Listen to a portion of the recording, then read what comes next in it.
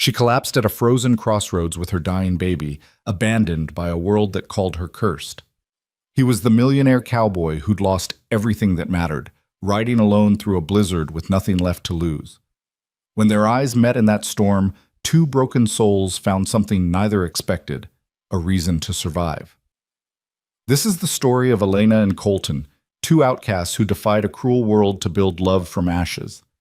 Stay with me until the end, and comment what city you're watching from so I can see how far this story travels. The wind screamed across the Wyoming plains like a living thing bent on murder. Elena Moore had stopped feeling her feet 3 miles back. Maybe 4. The world had become a white blur of pain and cold, and she'd lost track of time somewhere between the last town that chased her out and the endless stretch of frozen nothing that would become her grave. Her arms burned. Not from cold. She'd passed that stage hours ago, but from the weight of the bundle pressed against her chest. Lila. 8 months old. Still breathing, though each tiny breath came slower than the last. "Just a little further, baby," Elena whispered through cracked lips. Her voice barely carried over the howling wind. Just a little. Her boot caught on something buried in the snow. A rock. A frozen rut. It didn't matter. Elena's knees buckled and she went down hard, twisting her body at the last second to take the impact on her shoulder instead of crushing the baby against her chest. The snow embraced her like a lover, cold, final, almost gentle. She lay there staring up at the gray sky, snowflakes landing on her eyelashes and melting from the last remnants of warmth in her body. Her arms remained locked around Lila, but she could feel her strength draining away like water through cupped hands. This was it then. The end she'd been running from for 6 months. Elena had always imagined she'd feel more when death came. Fear, maybe. Regret? Rage at the injustice of it all. Instead, she felt only a distant sadness and a deep, bone-tired relief that the running would finally stop. Lila whimpered against her chest, and Elena's heart cracked. "I'm sorry, sweetheart," she breathed. "I'm so sorry I couldn't. I tried." The words died in her throat. There were no words big enough to hold her failure. She'd promised to protect this child, and now they would both freeze in the middle of nowhere, 2 more forgotten casualties of a world that had no mercy for the powerless. Elena closed her eyes. She didn't hear the hoofbeats at first. The wind swallowed sound, twisted it, made ghosts of every noise. But then the rhythm broke through, steady, purposeful, growing closer. With tremendous effort, Elena forced her eyes open. Through the curtain of falling snow, she saw him. A rider, tall in the saddle, broad-shouldered, his face hidden beneath the brim of a dark hat. His horse was massive, black as midnight, its breath steaming in the freezing air. They looked like something out of a fever dream, man and beast moving through the storm as if the cold couldn't touch them. Elena tried to speak, but her voice had abandoned her. She could only watch as the rider drew closer, then stopped about 10 feet away. For a long moment, he sat perfectly still, studying her. Elena couldn't see his face clearly, but she felt the weight of his gaze. Most men looked at a woman lying in the snow with either pity or predation. She'd learned to recognize both. This man's stare held neither. It was something else, something careful and considering, like he was working through a complicated problem in his head. "You're dying," he said finally. His voice was low, rough-edged, with the flat accent of someone born to these plains. Elena managed a weak nod. What else was there to say? "The baby?" She clutched Lila tighter, and the rider seemed to understand. He dismounted in one smooth motion, his boots crunching in the snow. He was tall, well over 6 feet, with the lean, powerful build of a man who'd spent his life working with his hands. As he came closer, Elena got her first clear look at his face. He was younger than she'd expected. Maybe 35, with strong features weathered by wind and sun. Dark hair showed beneath his hat, and his eyes, gray as the winter sky, held a hollowness that Elena recognized immediately. She'd seen that same emptiness in her own reflection, the eyes of someone who'd lost everything. He crouched beside her, and Elena instinctively tried to pull away. Her body wouldn't cooperate. She managed only a slight shifting that sent pain shooting through her frozen limbs. "Easy," the man said quietly. "I'm not going to hurt you." Every survival instinct Elena had learned in 6 months of running screamed at her not to trust him. Strange men didn't stop for dying women out of kindness. They stopped for other reasons. But Lila was dying, and Elena was too weak to run, even if she'd had somewhere to run to. The man pulled off his glove and reached toward the bundle in her arms. Elena tried to speak, to protest, but he was already carefully pulling back the blanket just enough to see Lila's face. His jaw tightened. The baby's lips were turning blue. "How long have you been out here?" he asked. "Since morning." Elena's voice came out as a rasp. "Please, my baby, if you could just take her somewhere warm and leave you here to die? I'm already—" Elena's throat closed. She forced the words out. "I'm already gone. Just, please, she's innocent." The man was quiet for a long moment, his gray eyes moving from Lila's face to Elena's. Then, without a word, he scooped both of them up as if they weighed nothing at all. Elena's head lolled against his chest. Through the heavy fabric of his coat, she could hear his heartbeat, steady, strong, alive. The last thing she remembered before darkness claimed her was the rhythm of that heartbeat and the gentle rocking motion as he lifted her onto his horse. When consciousness returned, it came in fragments. Warmth, blessed, impossible warmth seeping into her frozen flesh. The crackle of fire. A rough wool blanket against her skin. The soft sound of Lila crying, weak but alive. Elena's eyes flew open. She was lying on a narrow cot in what looked like a small cabin. Rough timber walls, a single window showing twilight sky, and a potbelly stove in the corner radiating heat like the sun itself. "Don't move too fast," the man's voice came from her left. "You'll make yourself sick."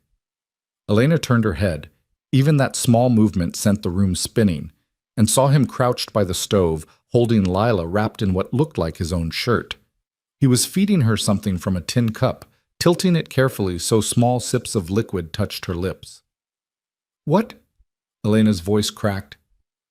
"What are you—" "Goat's milk mixed with warm water," he said, without looking away from Lila. "Found a bit in the storage cellar. It's old, but it'll do until we can get something better." "We?"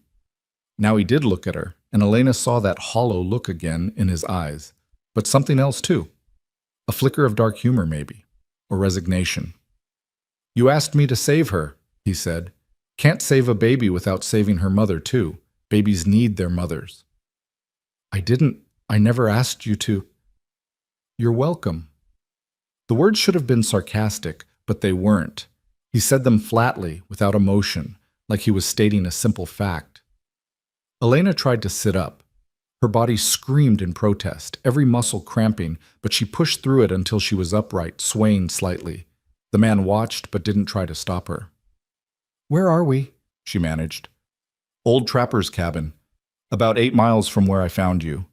He adjusted his hold on Lila, who'd stopped crying and was now sucking weakly at the milk. "Used to belong to a prospector named Anders. He died 5 years back. Nobody uses it anymore except me sometimes when I'm out checking the north fence line." "Fence line?" "I run cattle." He glanced at her. "Among other things." Elena's head was clearing slowly, though exhaustion still weighed on her like chains. She studied the man more carefully now. His clothes were worn but well made, good leather boots, a heavy coat that had cost real money, and though his hands were calloused from work, they were also clean. His nails were trimmed. His hair, though shaggy, had been recently cut. Not a drifter then, not an outlaw. That should have been comforting. Instead, it made her more wary. Men with money and respectability were often the most dangerous kind. "What's your name?" she asked. He was quiet for a moment, like he was deciding whether to answer. "Colton Ward." The name meant nothing to Elena, but the way he said it, careful, watching for her reaction, suggested it should have. "I'm Elena Moore," she said. "And that's Lila." "I know." "You know? You've been talking in your sleep for the past 3 hours. You said both names about a dozen times." He tilted the cup again, and Lila drank a bit more. "You also said, 'Please don't,' and 'we didn't do anything' about 20 times each." Heat flooded Elena's face. Not embarrassment, but shame and anger at her own weakness. She'd learned to keep her nightmares silent, but apparently 3 hours of warmth and safety had loosened her control. "Where are you running from?" Colton asked quietly. "Everywhere." The answer came out before Elena could stop it. She pressed her lips together, but the damage was done. "And where are you running to?" "Nowhere." Elena looked down at her hands, red and chapped, the nails broken from months of survival. "There's nowhere left." Silence filled the cabin except for the pop and hiss of the fire. Lila had finished the milk and had fallen asleep in Colton's arms. Her small body finally relaxed, the blue tinge gone from her lips. "Then you have me," Colton said. Elena's head snapped up. "What?" "You said there's nowhere left." He looked at her directly now, and Elena saw something in his eyes she hadn't expected. Not pity, not desire, something harder to name. Kinship, maybe. Recognition. "I'm offering you somewhere." "You don't even know me." "I know enough." He stood moving with surprising grace for such a large man, and carefully laid Lila in a makeshift cradle near the fire, a drawer lined with blankets. "I know you've been walking for a long time. I know people have been cruel to you. I know you'd rather die than see your baby die. That's enough." "It's not." Elena's voice came out harder than she intended. "You don't know what people say about me. You don't know what they'll say about you if they see us together." "I don't care what people say." "You will." "No." Colton moved to the window, staring out at the darkening sky. "I won't." There was certainty in his voice, but also bitterness. Elena studied his profile, the hard line of his jaw, the tension in his shoulders. "What happened to you?" she asked softly. For a long moment she thought he wouldn't answer. Then, without turning from the window, he spoke. "I had a wife, Sarah. We'd been married 2 years when she got pregnant. She was so happy." His voice was carefully neutral, but Elena heard the pain underneath. "The pregnancy was difficult. The doctor said she was too small, that there might be complications. But Sarah wanted the baby so badly. We both did." He paused, his breath fogging the cold window glass. "When her time came, it was bad. Real bad. The doctor did what he could, but..." Colton's hands clenched into fists. "She bled too much. They both died. My wife, my son, gone in one night." "I'm sorry," Elena whispered. "The town preacher said it was God's judgment. Said I must have done something terrible to deserve such punishment. People started crossing the street when they saw me. Mothers pulled their children away, even the men I'd worked with for years." He finally turned from the window, and his face was hard as stone. "They decided I was cursed.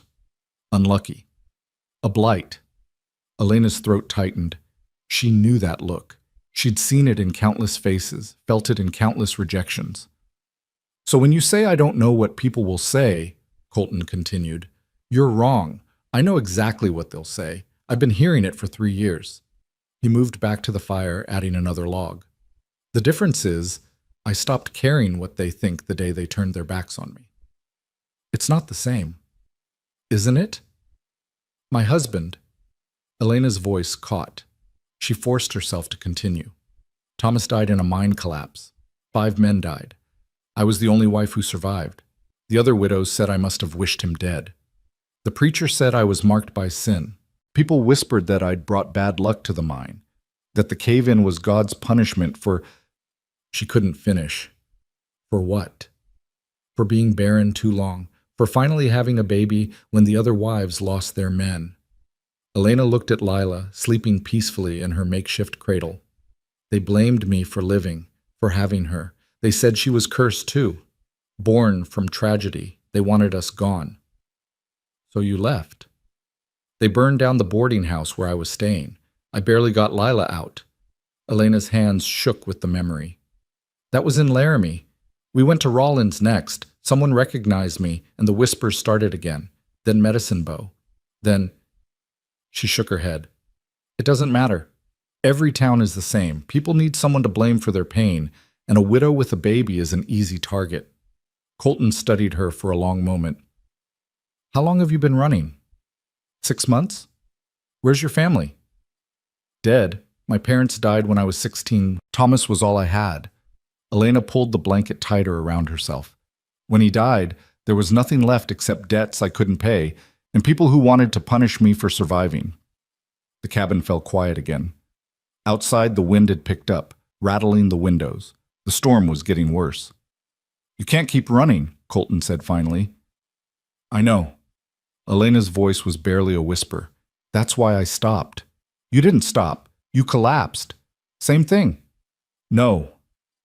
Colton moved closer, and Elena fought the urge to shrink back. Stopping is a choice. Collapsing is giving up. And from what I've seen, you're not someone who gives up easy. You don't know me. I'm starting to. He crouched down so they were eye level.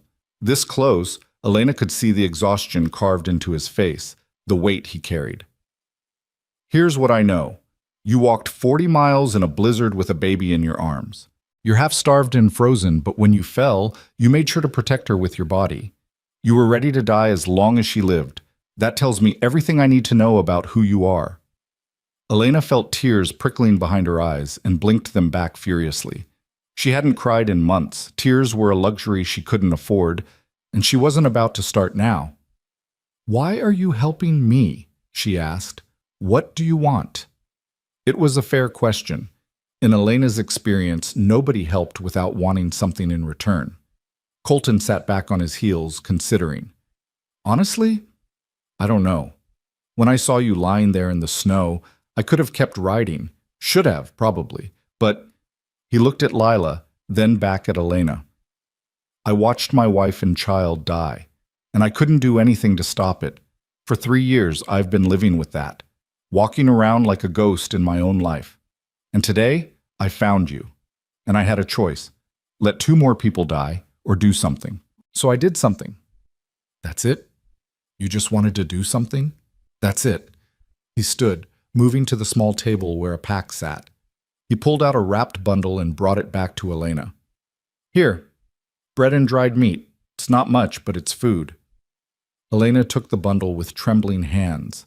The smell of the bread made her stomach cramp with hunger, but she forced herself to eat slowly, taking small bites. She'd learned the hard way that eating too fast after starving would make her sick.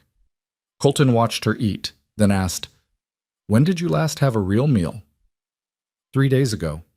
A woman in Elk Mountain gave us some soup." Elena swallowed another bite. "Before that, maybe a week?" His jaw tightened, but he didn't comment. Instead, he moved to check on Lila, adjusting the blanket around her tiny body. "She needs proper milk," he said, "and you need more than bread and dried meat. We'll head to my ranch at first light. It's about 15 miles south of here." Elena's guard immediately went up. "Your ranch? I've got a main house, a bunkhouse for hands, though I've only got 2 right now, and a dairy barn with fresh milk." He glanced at her. "You and the baby will have your own room, door that locks from the inside. I won't bother you. And in exchange, you work. I need help with the house, cooking, cleaning, mending. I'm not expecting charity, and I don't think you want charity either. You work, I pay you wages plus room and board. Fair trade." It sounded too good to be true, which meant it probably was. "What about when the town finds out?" Elena asked.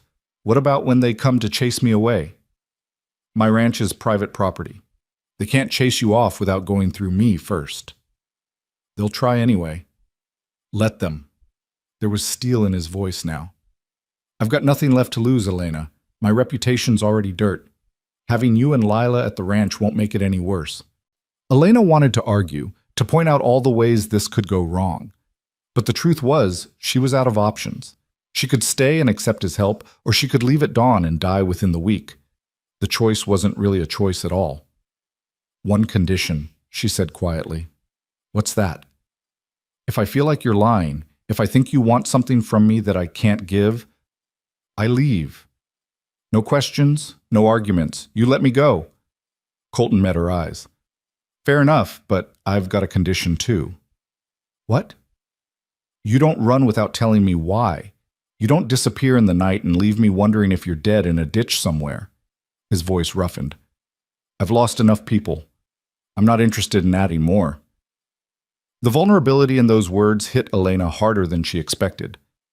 This man, This stranger who'd saved her life was asking her for something so simple.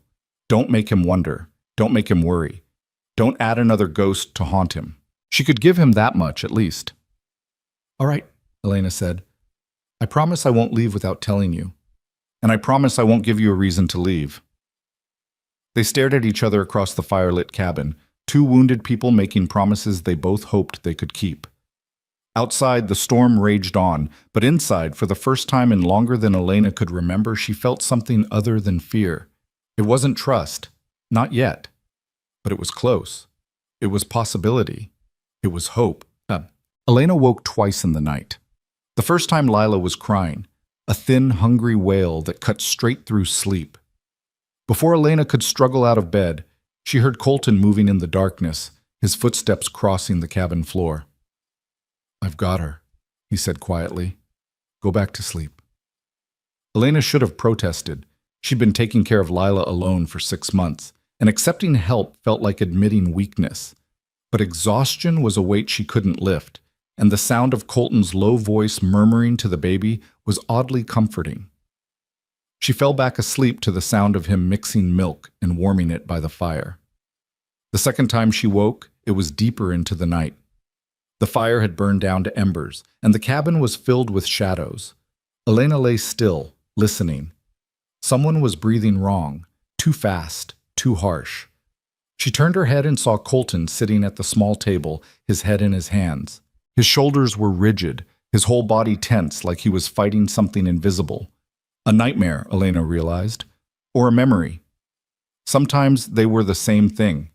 She should have looked away, given him privacy, but something in his posture, the utter aloneness of it, made her speak.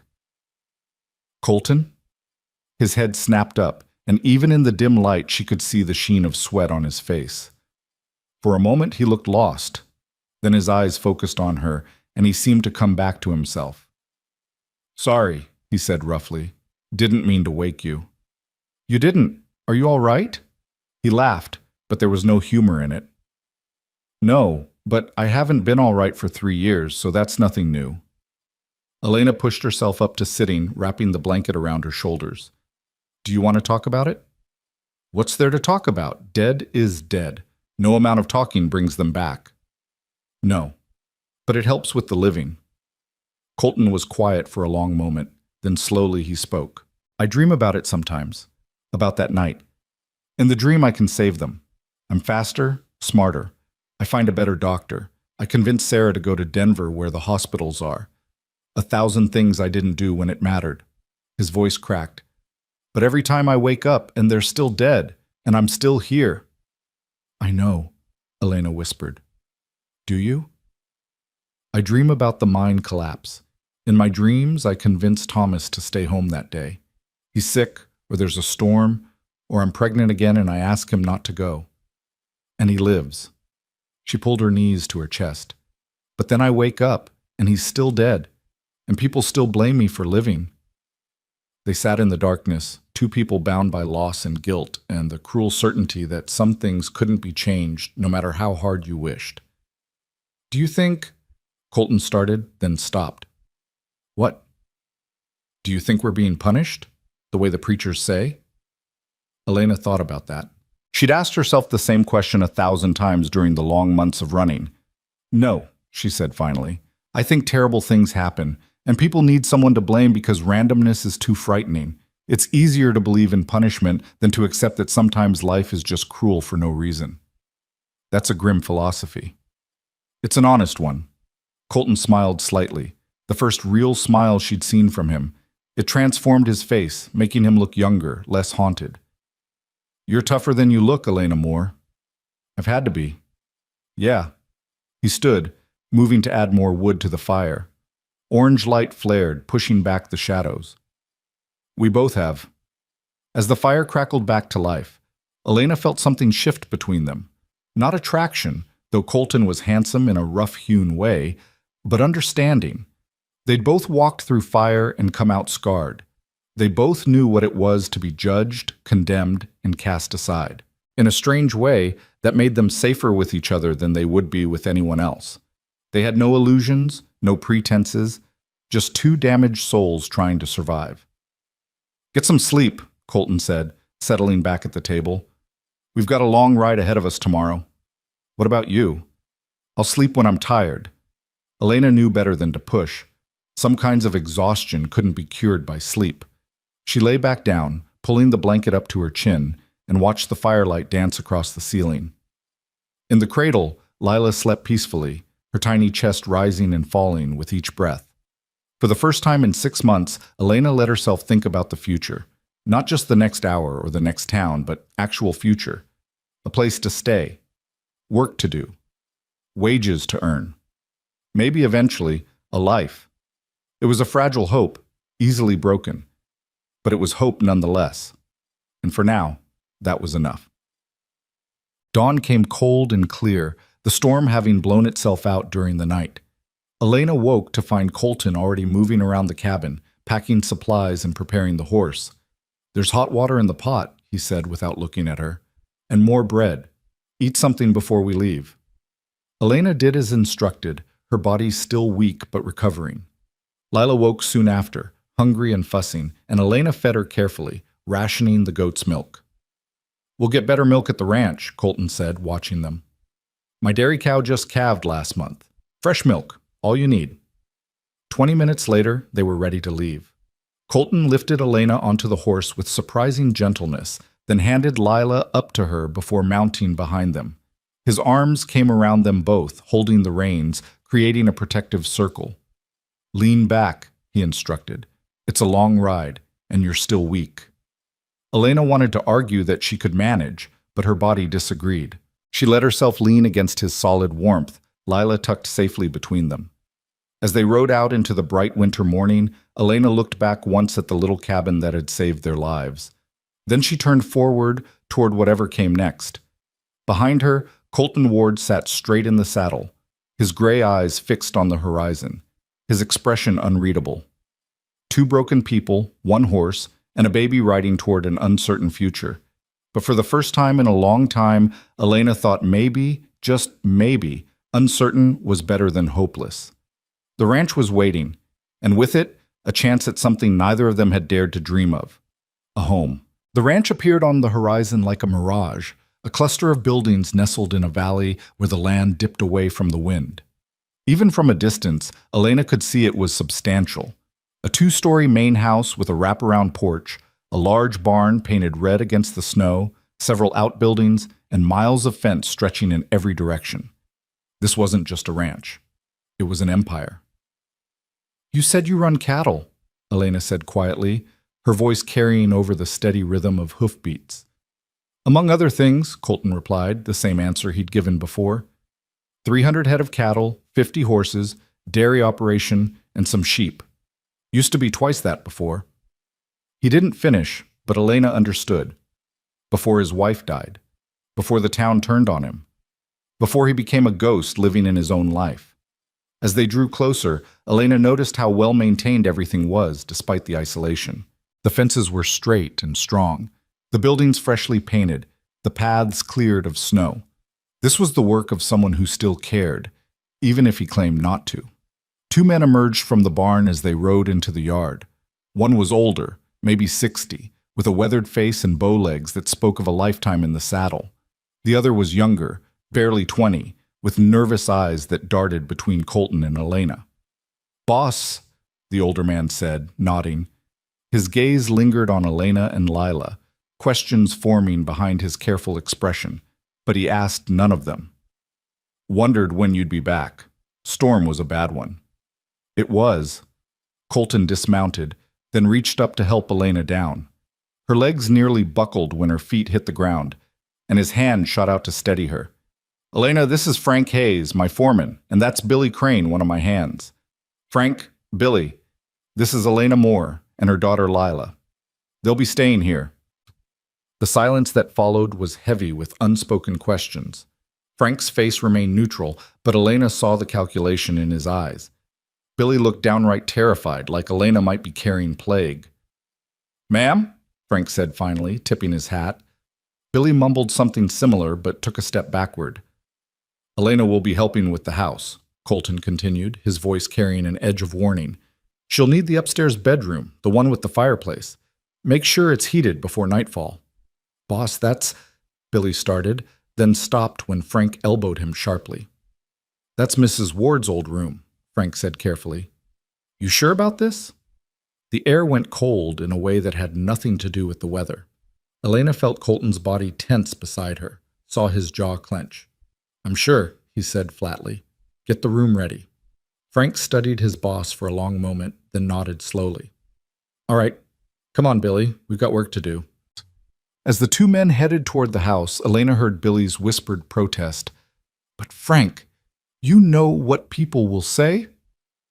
What people say isn't our business, Frank's voice carried back. Boss's decisions are his own. We work here, we don't judge. You got that? Their voices faded as they entered the house. Elena stood in the yard holding Lila, feeling the weight of what she'd walked into. She'd known there would be complications, but standing here in the dead woman's home, about to sleep in the dead woman's room, made everything suddenly, violently real. You don't have to give me her room, Elena said quietly. It's the warmest room in the house. Lila needs warmth. Colton's voice was controlled, but Elena heard the pain underneath. Sarah would have wanted someone to use it. She hated waste. Colton, it's been empty for 3 years. It's just a room. He turned toward the house, effectively ending the conversation. Come on, you need food and rest. Elena followed him up the porch steps, each one feeling like crossing a threshold she couldn't return from. The front door opened into a large parlor that had once been beautiful and could be again. Good furniture sat beneath layers of dust. Expensive rugs covered the floor, their colors muted by neglect. A massive stone fireplace dominated one wall, cold and dark. This was a house that had stopped living. Colton led her through the parlor to a kitchen that was cleaner than the rest, clearly the only room he actually used. A large table sat in the center, scarred from years of use. Pots hung from hooks on the wall. A pump sink stood beneath a window overlooking the barn. Sit, Colton instructed, pointing to a chair. I'll get milk for the baby. Elena sat, grateful to be off her feet. Lila had woken and was looking around with wide eyes, taking in the new surroundings. Elena held her close, breathing in her baby smell, trying to quiet the anxiety clawing at her chest. What was she doing here? She didn't belong in this house, in this dead woman's space. She was an intruder, a ghost replacing a ghost. Colton returned with a bottle of fresh milk, still warm from the cow. He handed it to Elena, who tested it on her wrist before offering it to Lila. The baby latched on hungrily, and Elena felt a rush of relief. Real milk, fresh and clean and plentiful. Thank you, she whispered. Colton nodded and moved to the stove, where he began pulling out supplies. Within minutes, the smell of bacon filled the kitchen, followed by eggs and bread toasting on the iron surface. Elena watched him work, surprised by his competence. Most men she knew couldn't boil water without supervision. You cook, she observed. I eat. He flipped the bacon with practiced ease. Learning to cook was easier than starving. What about Frank and Billy? Don't they eat here? They take meals in the bunkhouse mostly. Prefer it that way. He slid eggs onto a plate, added bacon and bread, and set it in front of Elena. Eat. All of it. Elena stared at the food, more than she'd seen in weeks, and felt her throat tighten. This is too much. You're half starved. Your body needs fuel. He poured coffee into a mug, black and strong. Drink this too. You'll need your strength if you're going to be working. The mention of work steadied Elena. This wasn't charity. This was employment. She picked up the fork and began to eat, forcing herself to go slowly despite her body's demand to devour everything immediately. Colton sat across from her with his own plate, eating in silence. The only sounds were the clink of silverware and Lila's contented nursing. It should have been awkward, but somehow it wasn't. They'd moved past small talk in that cabin. There was no need for pretense now. Tell me about the work, Elena said between bites. What exactly do you need? Everything. Colton gestured at the dusty parlor visible through the doorway. The house has been neglected. I keep the kitchen functional and my bedroom clean, but the rest... He shrugged. I couldn't bring myself to touch Sarah's things. Frank offered once, but I told him no, so everything just sits. collecting dust and memories. And you want me to clean it? I want you to make it livable again. Not the same. It can't be the same, but something. A house instead of a mausoleum. His gray eyes met hers. If you can't do that, if it's too much, tell me now. Elena thought about it. She'd be touching another woman's possessions, reorganizing another woman's home, sleeping in another woman's bed. It should have felt wrong, but she'd spent 6 months in other people's spaces, temporary and unwelcoming. She'd learned to adapt, to make herself small and unobtrusive. Maybe here she could do the opposite. Maybe she could expand, fill the empty spaces, make them hers.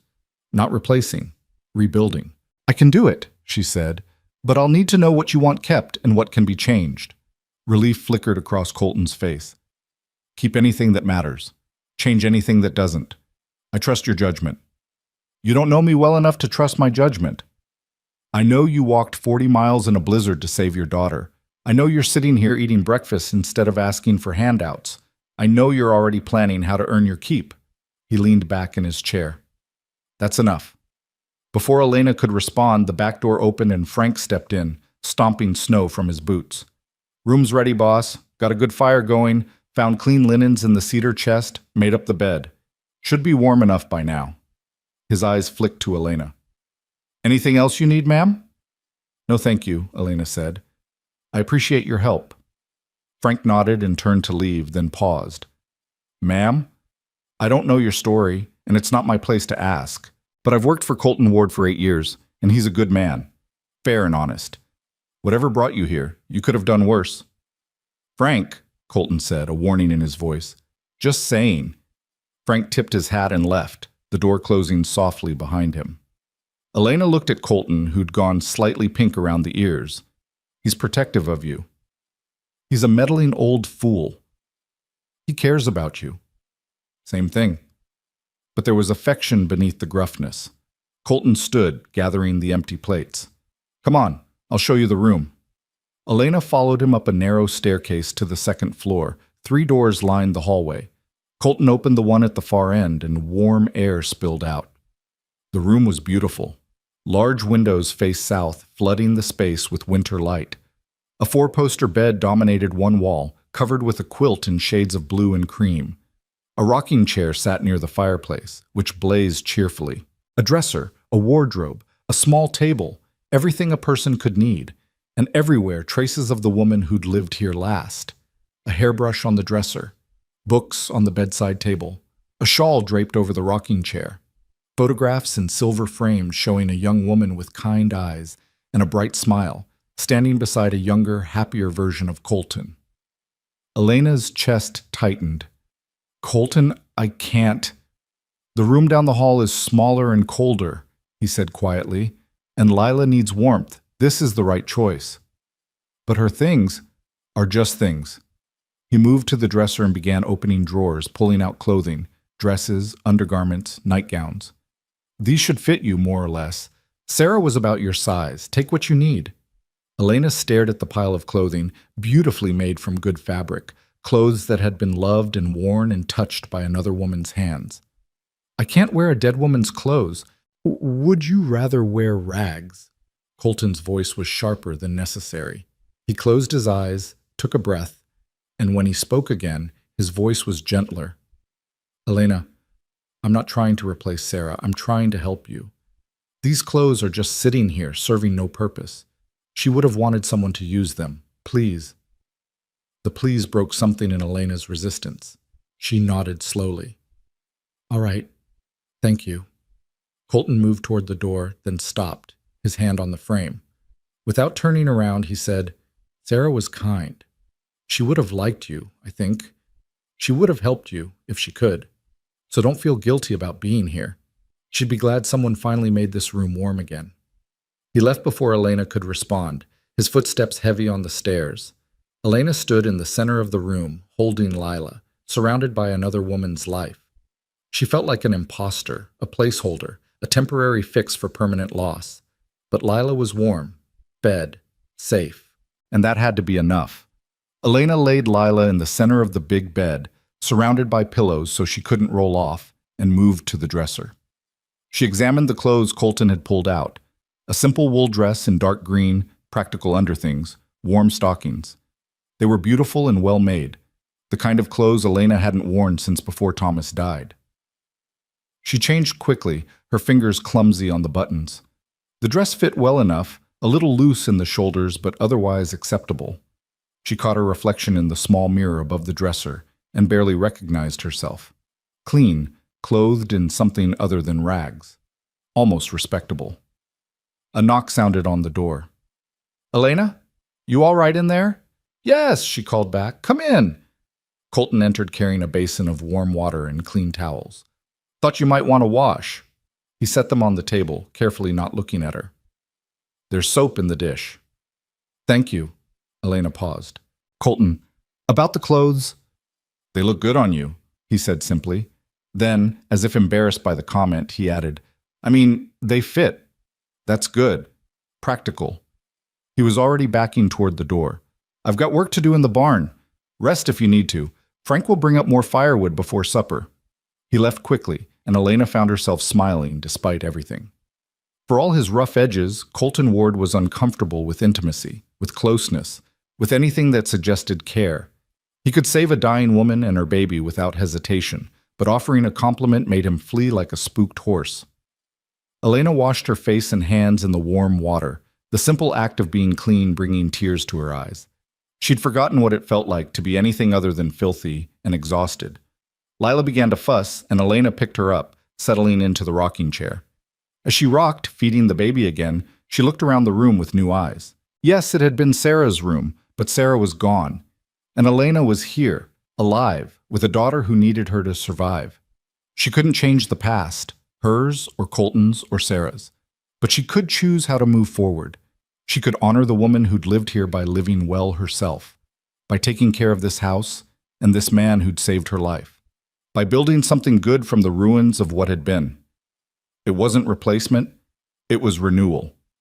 And maybe, just maybe, that was what both she and Colton needed. The afternoon passed in a haze of exhaustion and recovery. Elena dozed in the rocking chair, Lila sleeping in her arms, while the fire crackled and snow began to fall again outside the window. When she woke, the light had shifted, and she could hear voices from outside, Colton and Frank discussing repairs to the barn roof. Elena laid Lila on the bed and went to the window. Below, she could see Colton gesturing at something, Frank nodding.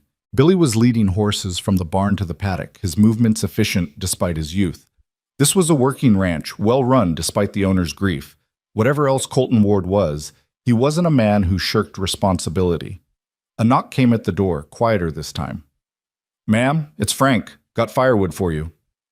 "Come in." Frank entered with an armload of split logs, which he stacked neatly beside the fireplace. He was careful to keep his eyes down, respectful of her privacy. "Thank you," Elena said. "Yes, ma'am." He straightened, hat in hand. "Boss wanted me to tell you supper will be at 6. He'll bring it up if you're not feeling strong enough to come down." "I can come down." Elena didn't want to be coddled, didn't want to become another burden. "I should start earning my keep." Frank's weathered face creased in what might have been approval.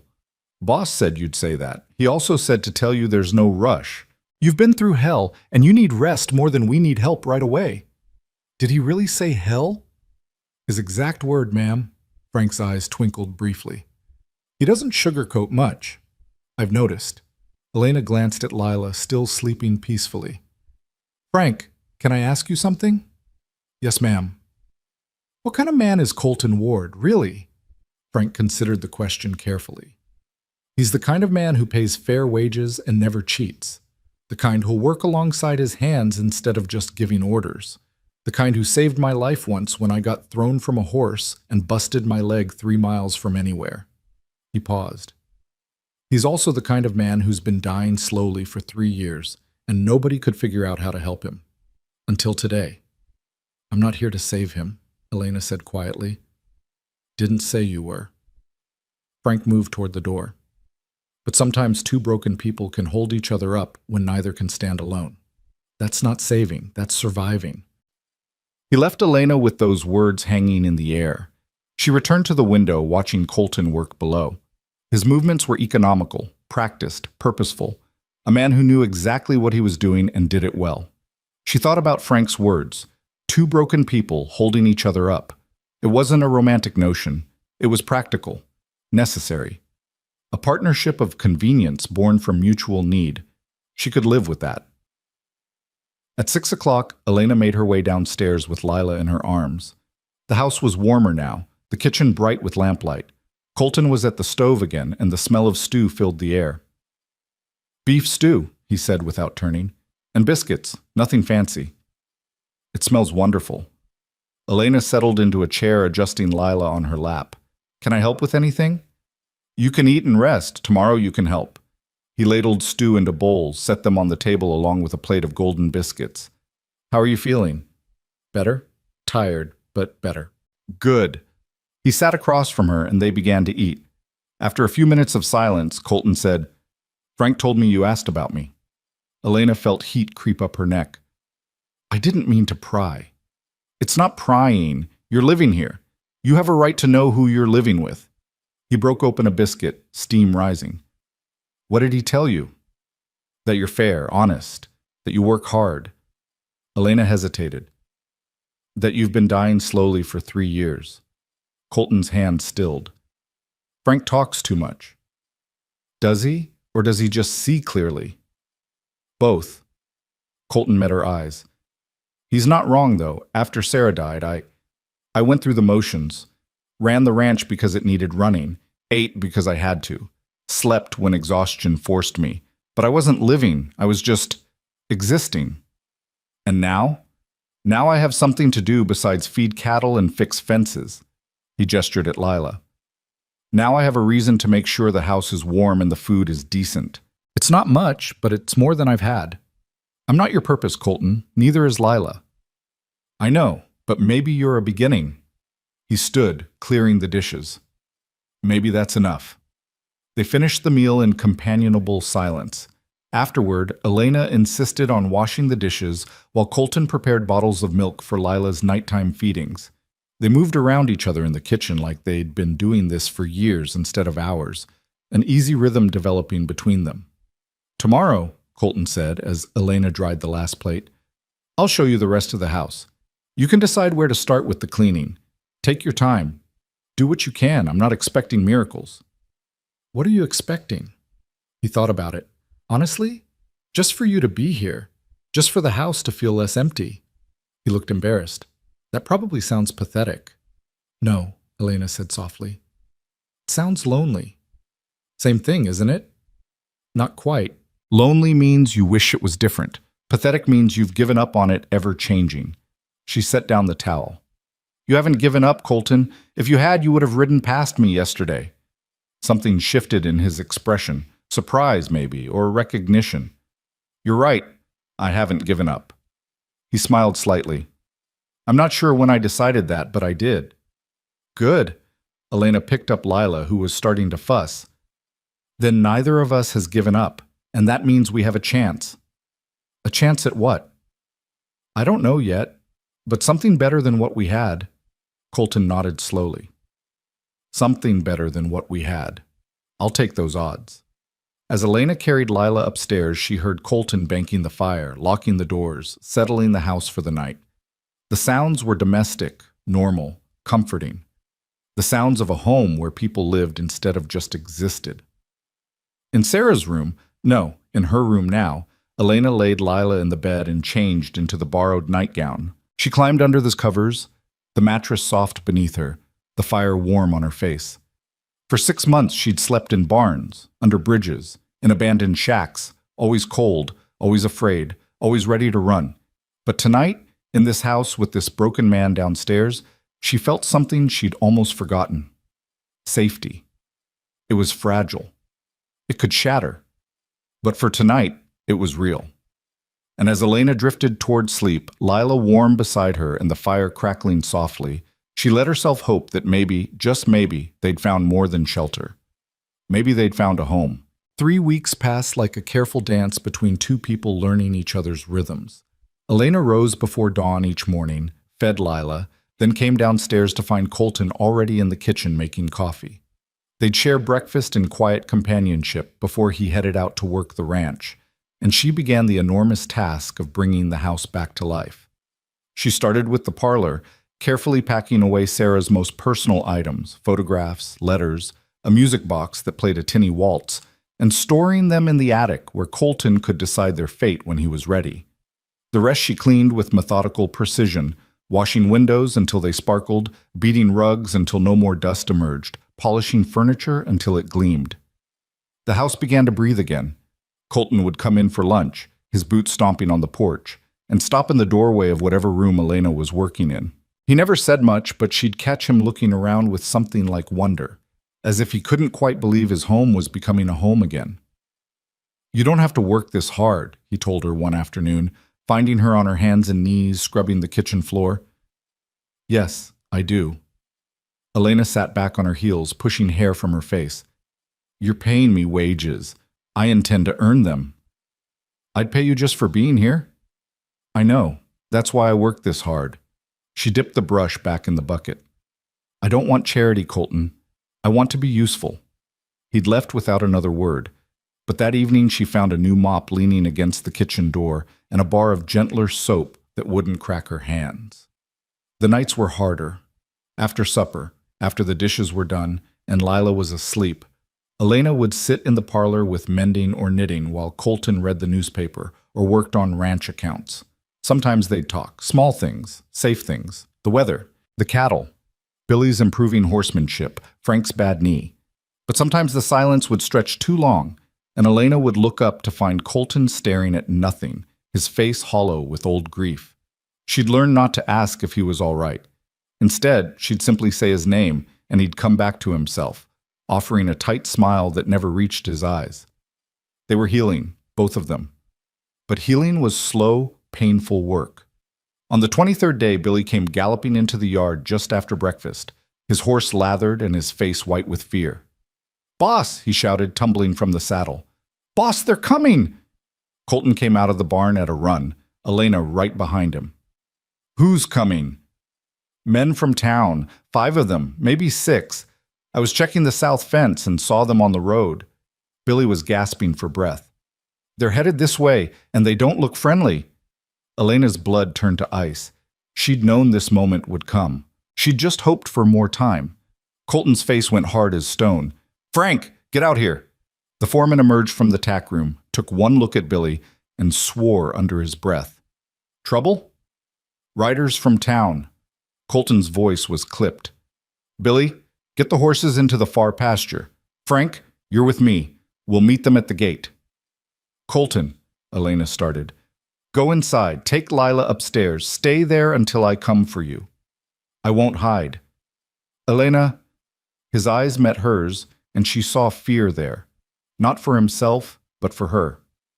"Please, just this once, let me handle this." She wanted to argue, to stand beside him, to face whatever was coming, but Lila was upstairs, vulnerable and innocent, and Elena's first duty was to her daughter. "All right," she whispered, "but Colton, be careful." He nodded once, then turned to face the road where dust was already rising from approaching riders. Elena ran inside, up the stairs, to the bedroom where Lila lay napping in a shaft of winter sunlight. She scooped up her daughter, held her close, and moved to the window where she could see the front gate. 5 men on horseback rode into the yard like they owned it. Elena recognized the type immediately. Prosperous, respectable, the kind of men who made decisions about other people's lives over brandy and cigars. The leader was tall and heavy-set, with steel gray hair and a thick mustache. He wore a banker's suit under his heavy coat. Beside him rode a thin man in black, a preacher judging by his collar. The other 3 were younger, harder-looking men who sat their horses with the easy confidence of those accustomed to getting their way. Colton stood at the gate, Frank at his shoulder. Even from a distance, Elena could see the tension in Colton's body, the way his hands hung loose at his sides, ready. "Ward," the banker called out, not bothering to dismount. "We need to talk." Then talk, Morrison. But do it from there. You're not welcome on my property." Morrison's face reddened. "Now see here." "You see here." Colton's voice carried clearly in the cold air. 3 years ago, when my wife died, you and your friends decided I was cursed. You stopped doing business with me. You crossed the street to avoid me. You made damn sure I knew I wasn't welcome in your town. So forgive me if I'm not inclined to roll out the welcome mat now. We're not here to discuss the past, the preacher said, his voice oily with false concern. We're here about your present situation, about the woman you're harboring. Elena's arms tightened around Lila. I'm not harboring anyone, Colton said. Elena Moore is my employee. She works for wages, same as Frank and Billy. What business is that of yours? She's a widow with a questionable reputation, Morrison said. She's been run out of 3 towns that we know of. Everywhere she goes, she brings trouble and bad luck. We can't have that kind of influence near our community. Your community is 15 miles away. That's close enough for her taint to spread. The preacher leaned forward in his saddle. Mr. Ward, we understand you've been lonely. We understand you might be susceptible to a woman's manipulation. But for your own good, and for the good of this valley, she needs to go. Colton laughed, but there was no humor in it. For my own good? That's rich, coming from men who abandoned me when I needed help. Where were you when Sarah died? Where were you when I was drowning in grief and couldn't see a way forward? You were busy protecting yourselves from my bad luck. Now you want to tell me what's good for me? We're trying to protect you from making a terrible mistake, Morrison said. This woman has a name. Use it. Fine. Elena Moore is dangerous. She's a curse, Ward. Her husband died and she lived. The other widows lost everything. People have suffered wherever she's gone. And now she's here, with you. And we won't stand by and watch another tragedy unfold. Frank spoke up, his voice rough with anger. The only tragedy I see is 5 grown men riding out here to bully a woman and a baby. You ought to be ashamed. Stay out of this, Hayes, one of the younger men said. This doesn't concern you. The hell it doesn't. I work here. Anything that concerns this ranch concerns me. Morrison's horse shifted, sensing its rider's agitation. Ward, we're not here to argue. We're here to tell you how it's going to be. That woman leaves today, or there will be consequences. What kind of consequences? Colton's voice went dangerously quiet. The bank holds the note on your south section. That note comes due in 6 months. I could make it due immediately if I wanted. You'd call in a loan over this? I'd call in a loan to protect this community from a curse. Morrison's face was hard. We've already lost too much to tragedy and bad luck. We won't risk more. Elena pressed her forehead against the cool glass, bile rising in her throat. It was happening again. Always the same script, the same accusations, the same ending. She should have known better than to hope for something different. Below, Colton stood perfectly still.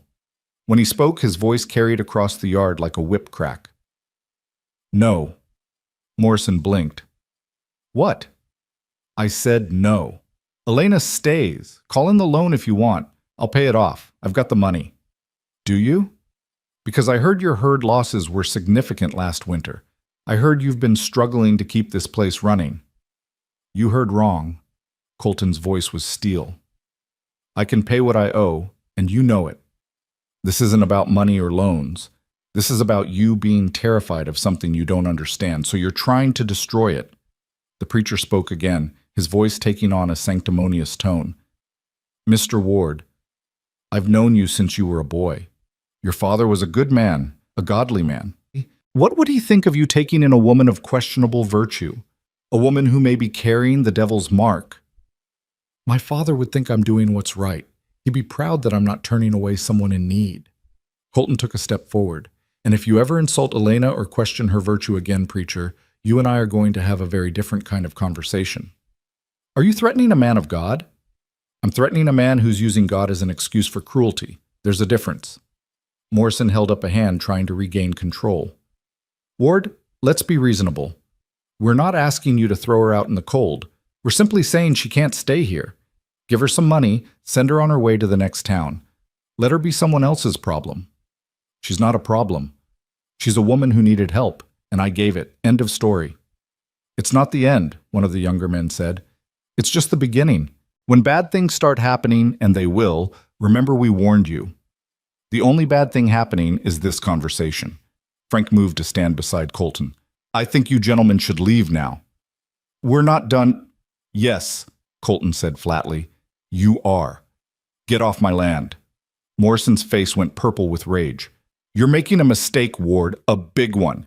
Don't come crying to us when everything falls apart.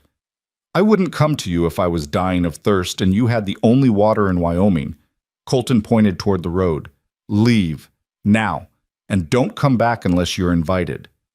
For a long moment, Elena thought Morrison might refuse. The tension stretched tight as a wire, ready to snap. Then the banker yanked his horse's head around and spurred it toward the road, the other 4 men following. But the preacher paused at the gate, turning back one last time. God have mercy on your soul, Colton Ward. You're choosing damnation. If loving my neighbor and showing mercy is damnation, Colton called after him, then I guess I'll see you in hell, preacher. The riders disappeared down the road in a cloud of dust and snow. For a long moment, Colton and Frank stood at the gate, watching them go. Then Colton's shoulders sagged, and he braced his hands on the fence post like his legs might give out. Frank said something Elena couldn't hear, clapped Colton on the shoulder, and headed back to the barn. Billy emerged from wherever he'd been hiding, his young face troubled. Colton stood alone at the gate for several more minutes, staring down the empty road. Then, slowly, he turned and walked back toward the house. Elena met him at the door, Lila still in her arms. His face was pale, his eyes haunted. "I'm sorry," she whispered. "I'm so sorry. I should have left before they came. I should have—" "Don't." His voice was rough. "Don't apologize for other people's fear and stupidity. But the loan, if he calls it in, I'll pay it. I meant what I said. I have the money." He moved past her into the kitchen, poured himself water from the pump with shaking hands. "I should have expected this. I knew word would get around. I just thought—" He laughed bitterly. "I don't know what I thought." Elena set Lila in the cradle Colton had brought down from the attic last week and moved to stand beside him. "You thought they'd leave you alone. You thought you'd paid enough dues with 3 years of isolation that they'd let you have this one thing." "Yeah." He drank the water in one long swallow. "Stupid." "Not stupid. Human." Elena touched his arm gently. "Colton, I can leave. I can pack up right now and be gone by nightfall. I won't have you losing your ranch because of me." His hand came up, covering hers where it rested on his arm. His skin was cold, but his grip was firm. "No." "But no, Elena. You're not leaving. Not because of them." He turned to face her, and she saw something in his eyes she hadn't seen before. Not just determination, but defiance. Anger. And underneath it all, fear. "When Sarah died, I let them make me feel ashamed. I let them isolate me, punish me, treat me like I was cursed. I accepted it because part of me believed it. I believed I deserved to suffer. You didn't. I know that now. And I know that what they're doing to you is the same thing they did to me. They're scared of something they can't control. Death, tragedy, bad luck, so they find someone to blame. Someone vulnerable. Someone who can't fight back." His jaw clenched. "Well, I'm not letting it happen again. Not to you. Not on my watch. Colton, I'm not your responsibility. Maybe not, but you're my choice. And I choose to have you here, regardless of what they think." He released her hand, but his eyes held hers. "Unless you want to leave. If you do, I'll understand. I'll give you money, a horse, supplies, whatever you need. But don't leave because of them. Leave because you want to." Elena looked at this man who'd saved her life, who'd given her shelter and work and dignity when no one else would. This broken man who was standing up to his entire community for a woman he'd known less than a month. "I don't want to leave," she said softly, "but I'm afraid of what it will cost you." "Let me worry about that." "Colton, Elena." He said her name like a prayer and a plea. "For 3 years, I've been half dead. Going through motions, surviving but not living, and then I found you in that storm, and for the first time since Sarah died, I had a reason to fight, to care, to be angry at injustice instead of just accepting it." He drew a shaky breath. "Maybe that makes me selfish. Maybe I'm keeping you here for my own sake as much as yours. But I don't care. I'm not letting them take this away from me. I'm not letting them win." The raw honesty in his voice broke something loose in Elena's chest. This wasn't about nobility or heroism. This was about survival and stubbornness, and 2 damaged people refusing to let a cruel world crush them. All right, she said. I'll stay. But we do this together. No more hiding upstairs while you face them alone. If they come back, I stand with you. Elena. Together, Colton. Or not at all. He studied her for a long moment, then nodded slowly. Together. They stood in the kitchen as afternoon light slanted through the windows, and Elena felt the nature of their arrangement shift. It wasn't just employment anymore. It wasn't just convenience. It was partnership, alliance, two people choosing to face the world side by side. It should have been terrifying. Instead, it felt like the first solid ground she'd stood on in months. The sound of a rider approaching made them both tense. Colton moved to the window, relaxing slightly when he saw who it was. Frank's wife, he said. Martha, from the neighboring ranch. Elena watched as an older woman dismounted from a sturdy mare and marched up to the door with the determination of someone on a mission. She knocked sharply, and Colton opened it.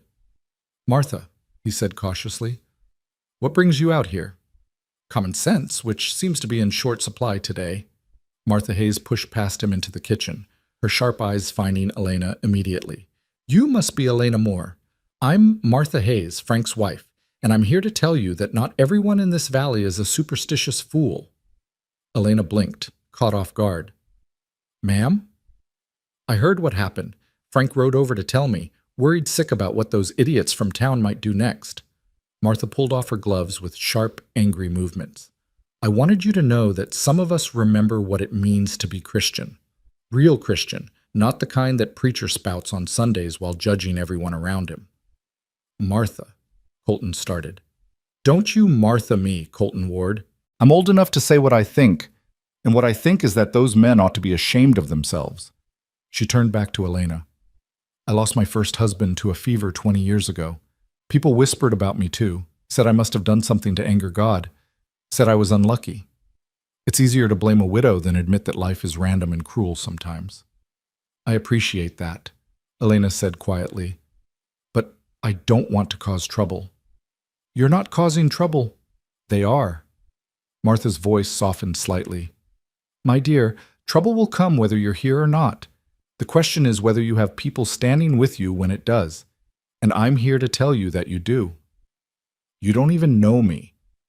I know enough. Frank says you work hard, you're good with that baby, and you've brought life back to this house. That's enough for me. Martha glanced at Colton. And I know this man here has been dying by inches for 3 years, and suddenly he's fighting again. That's worth something. Colton's ears went pink. Martha, I'm fine. You're better than fine. You're alive again. Don't think I haven't noticed. She moved to the cradle where Lila was starting to wake, her face softening. Oh, look at this precious girl. May I? Elena nodded, and Martha lifted Lila with the practiced ease of someone who'd raised children. The baby looked up at her, curious but not afraid. She's beautiful, Martha said. How old? 8 months. A good age. Still small enough to hold, but starting to see the world. Martha rocked Lila gently. I have 4 grandchildren of my own, all grown now. I miss having babies around. Elena felt tears prick her eyes at the simple kindness of this stranger. After months of rejection and cruelty, Martha's acceptance felt like water in the desert. Thank you, she whispered. You don't know what this means. I know exactly what it means. Martha returned Lila to her mother. And I'm not the only one who feels this way. There are good people in this valley, Elena. People who remember what matters. We may not be as loud as the fools, but we're here. Morrison threatened to call in my loan, Colton said. He's serious about making trouble. Let him try.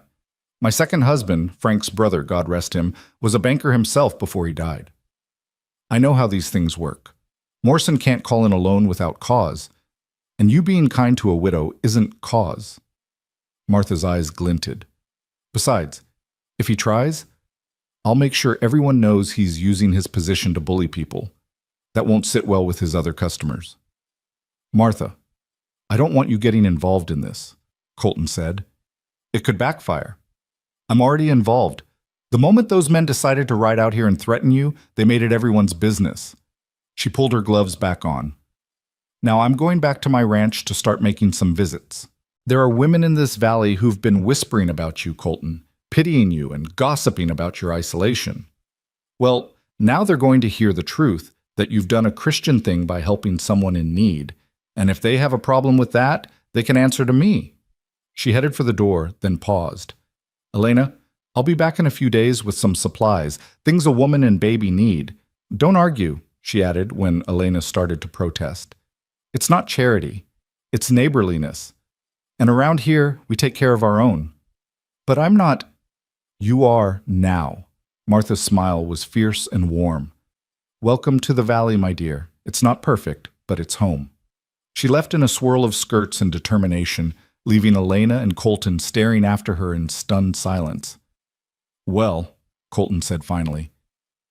That happened. Elena laughed, a shaky sound half relief and half disbelief.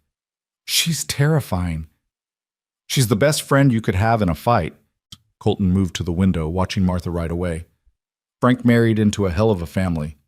Do you think she can help? Really? If anyone can, it's Martha. She's got more influence in this valley than Morrison realizes. People respect her. He turned back to Elena. But she's right about one thing. This isn't over.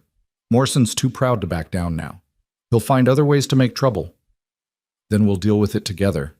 Elena met his eyes. Like we said. Colton nodded, but Elena could see the fear still lingering in his expression. Not fear of Morrison or the town. Fear of something else, something deeper. What is it? She asked gently. I keep waiting for it all to fall apart, he admitted. For you to realize this is a mistake. For something terrible to happen that proves them right about curses and bad luck. I keep waiting for the other shoe to drop. Colton, when Sarah died, I felt like I'd been punched in the chest. Like someone had reached in and ripped out everything that mattered.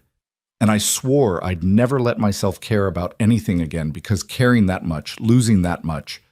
His voice cracked. I can't do it again, Elena. I can't survive it again. Elena understood what he wasn't saying. He was afraid.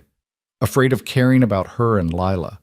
Afraid of building something only to watch it crumble. Afraid that opening his heart again would lead to nothing but more pain. She crossed the kitchen and took his hands in hers. They were rough, calloused, strong, hands that had built and worked and survived. I can't promise you that nothing bad will happen, she said softly. I can't promise we'll be safe forever, or that this will work out perfectly. Bad things happen to good people all the time. We both know that better than most. Then what? But I can promise you this. I won't leave unless you ask me to. I won't abandon you. I won't make you face the world alone. She squeezed his hands. You saved my life, Colton. You gave me and Lila a chance when no one else would. Let me return the favor. Let me stand with you. Let me help you remember what it feels like to be part of something instead of always being alone. Colton stared at their joined hands, and Elena saw the war playing across his face. Fear and hope, despair and possibility, the terrible weight of past loss battling against the fragile promise of a different future. I don't know if I remember how, he whispered. Then we'll learn together, both of us, one day at a time. He looked up at her then, and Elena saw tears in his eyes. This strong, stubborn man who'd faced down 5 riders without flinching was crying in his kitchen over the simple offer of companionship. I'm scared, he admitted. Me too. What if they're right? What if I am cursed? Then we're both cursed, and we'll be cursed together. Elena managed a small smile. Misery loves company, right? That startled a laugh out of him, rough and surprised. You're crazy.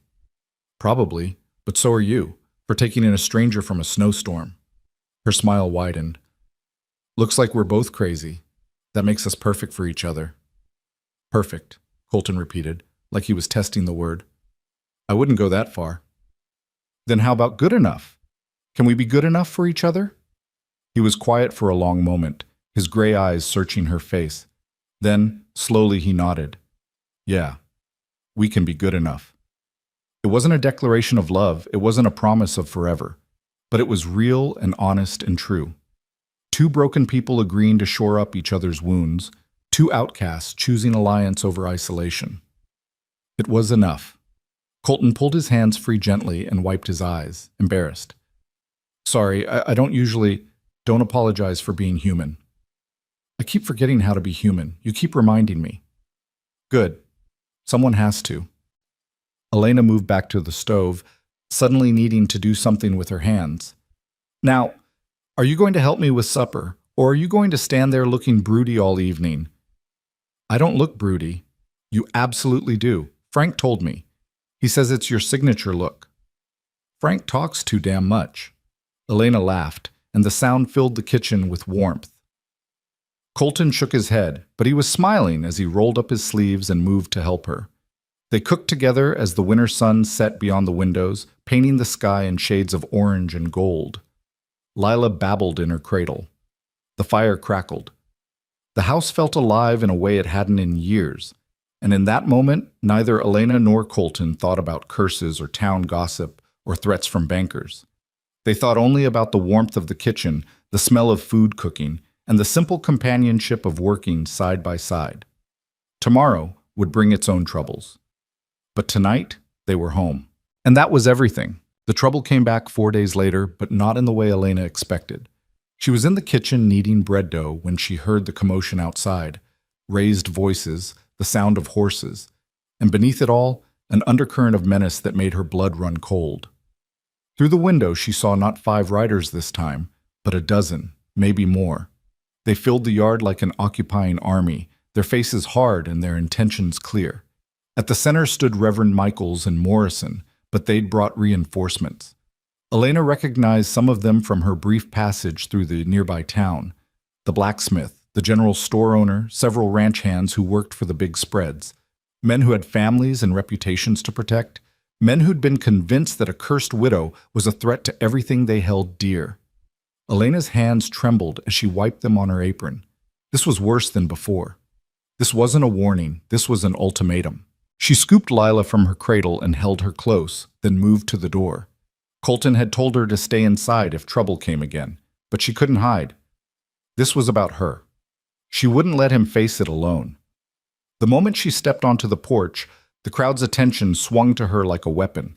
She felt their eyes, angry, afraid, judgmental, and forced herself to stand tall despite the trembling in her legs. Colton stood between the crowd and the house, Frank at his left shoulder, Billy at his right. All 3 men looked ready for violence, their bodies tense, their faces grim. I told you before, Morrison, Colton was saying, his voice tight with controlled fury. Get off my property. And I told you there would be consequences if you didn't see reason. Morrison sat his horse with the confidence of a man backed by numbers. We gave you a chance to do the right thing. You refused, so now we're here to do it for you.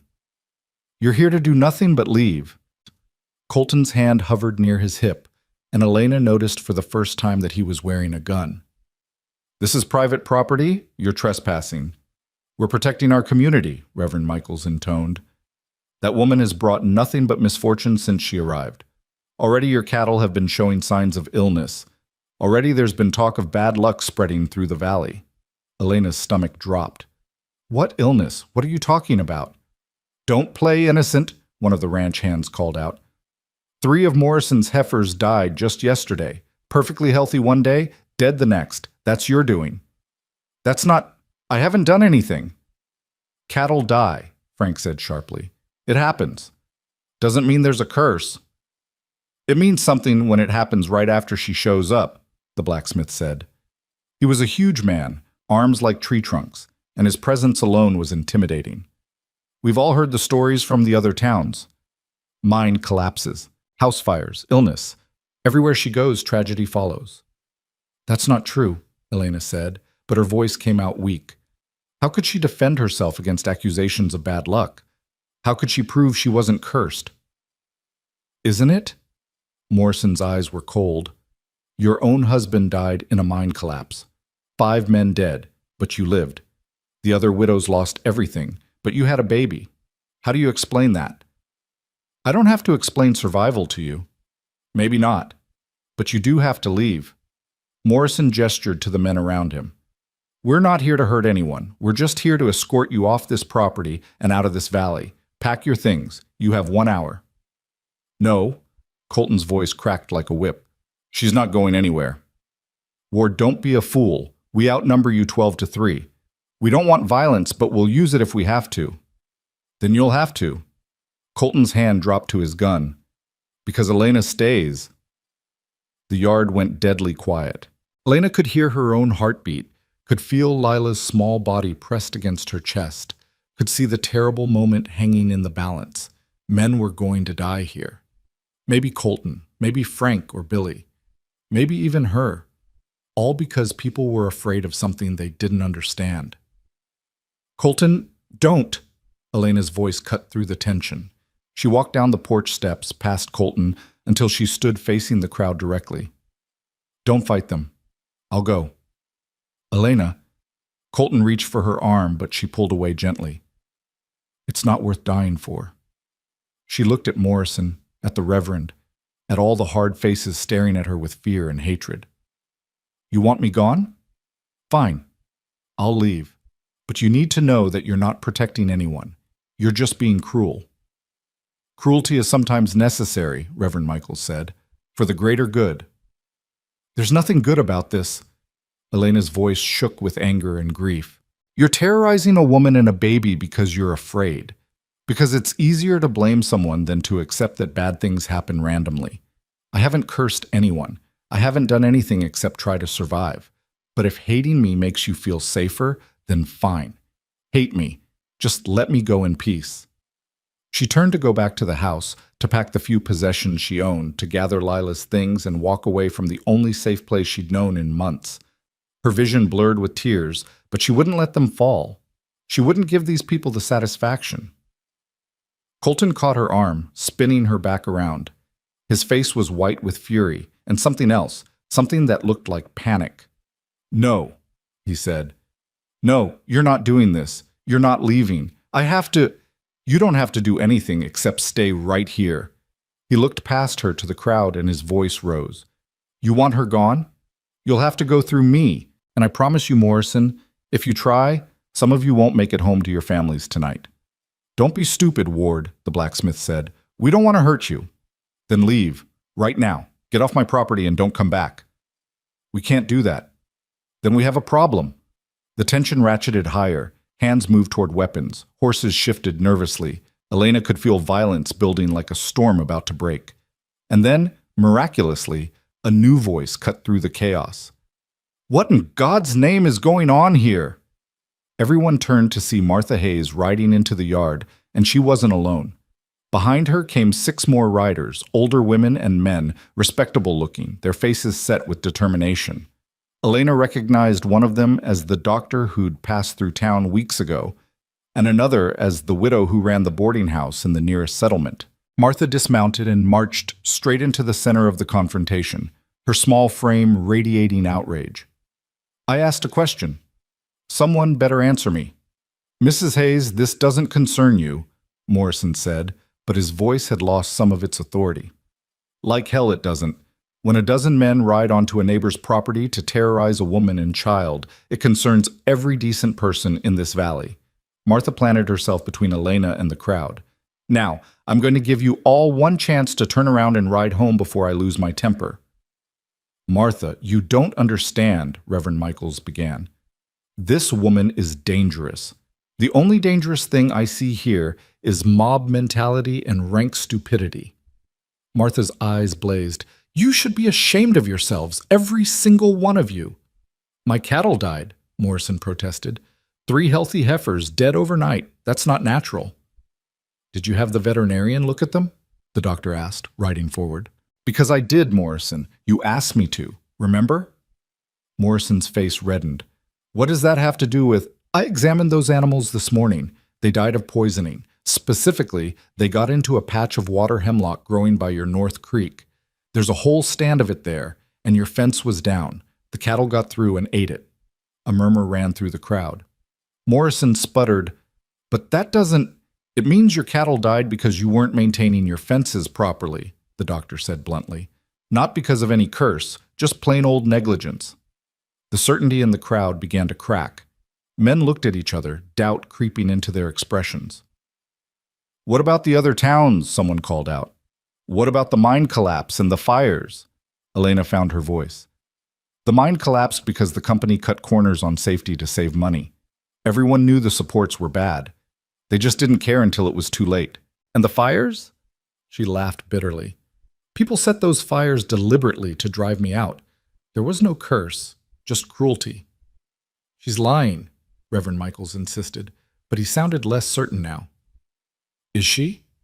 Martha turned to face the crowd.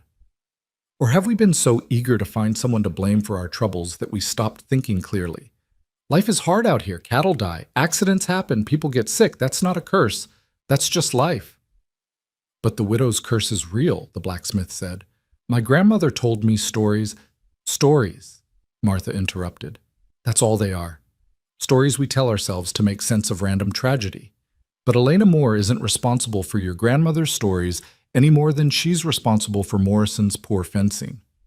The widow from the boarding house rode forward, her face kind. I knew Elena when she passed through my town. She stayed 3 days, worked hard to pay for her room, and caused no trouble. The only reason she left was because people like you scared her away with your superstition and hatred. We're trying to protect our families, one of the younger men said, but his voice wavered. By terrorizing a mother and infant? The widow shook her head. What kind of protection is that? What kind of people does that make us? Silence fell over the yard. Elena could see the moment the mob's certainty began to crumble. These weren't evil men. They were scared men, and fear had driven them to the edge of violence. But now, faced with reason and witnesses who contradicted their narrative, the fear was losing its grip. Morrison tried one last time. Even if the cattle weren't her fault, having her here is still inappropriate. Ward is a single man. She's a single woman. It's not proper. Then he should marry her. The words came from Colton, and they hit Elena like a physical blow. She spun to face him, her mouth open in shock. What? Colton's eyes were locked on hers, intense and determined. Marry me. Colton, you can't. This isn't. I'm serious. He moved closer, his voice dropping so only she could hear. I was going to wait. I was going to give us more time. But they're not going to stop, Elena. As long as there's any excuse to come after you, they will. But if you're my wife, if this is legally your home, they can't touch you. You don't want to marry me. You barely know me. I know enough. His hand found hers, warm and solid. I know you're brave and stubborn and kind. I know you make this house feel like a home. I know that losing you, even after just a few weeks, would hurt worse than anything I've felt in 3 years. His voice cracked. I know I don't want to watch you walk away. But marriage doesn't have to mean what you think it means. We don't have to. He colored slightly. We can keep separate rooms. This can be a partnership, a legal arrangement, whatever you need it to be. But please, Elena, say yes. Let me protect you the only way I know how. Elena's mind reeled. This was insane. They'd known each other less than a month. Marriage was permanent, binding, complicated. She'd loved Thomas, truly loved him, and his death had nearly destroyed her. Could she risk that kind of connection again? Could she bind herself to this broken man and his broken life? But looking at Colton's face, at the hope and fear and desperate determination there, Elena realized something. She was already bound to him, already connected, already caring more than was safe or sensible. Maybe that was enough. Maybe that was everything. Are you sure? She whispered. I've never been more sure of anything. We barely know each other. Then we'll learn. We've got time. What if this is a mistake? Then we'll make it together. He squeezed her hand. Say yes, Elena. Please. She looked at Lila in her arms, at this tiny person who depended on her for everything. Then at Colton, who was offering something she'd thought was impossible. Safety, protection, a place to belong. It wasn't love. Not yet. Maybe not ever. But it was real and honest and true. Yes, she said softly. I'll marry you. The relief that flooded Colton's face was almost painful to see. He pulled her close, careful not to crush Lila between them, and pressed his forehead against hers. Thank you, he breathed. Thank you. Martha's voice rang out, breaking the moment. Well, you all heard him. They're getting married. Does that satisfy your sense of propriety, Morrison? The banker looked like he'd swallowed something sour. This is highly irregular, but legal, the doctor pointed out. And proper.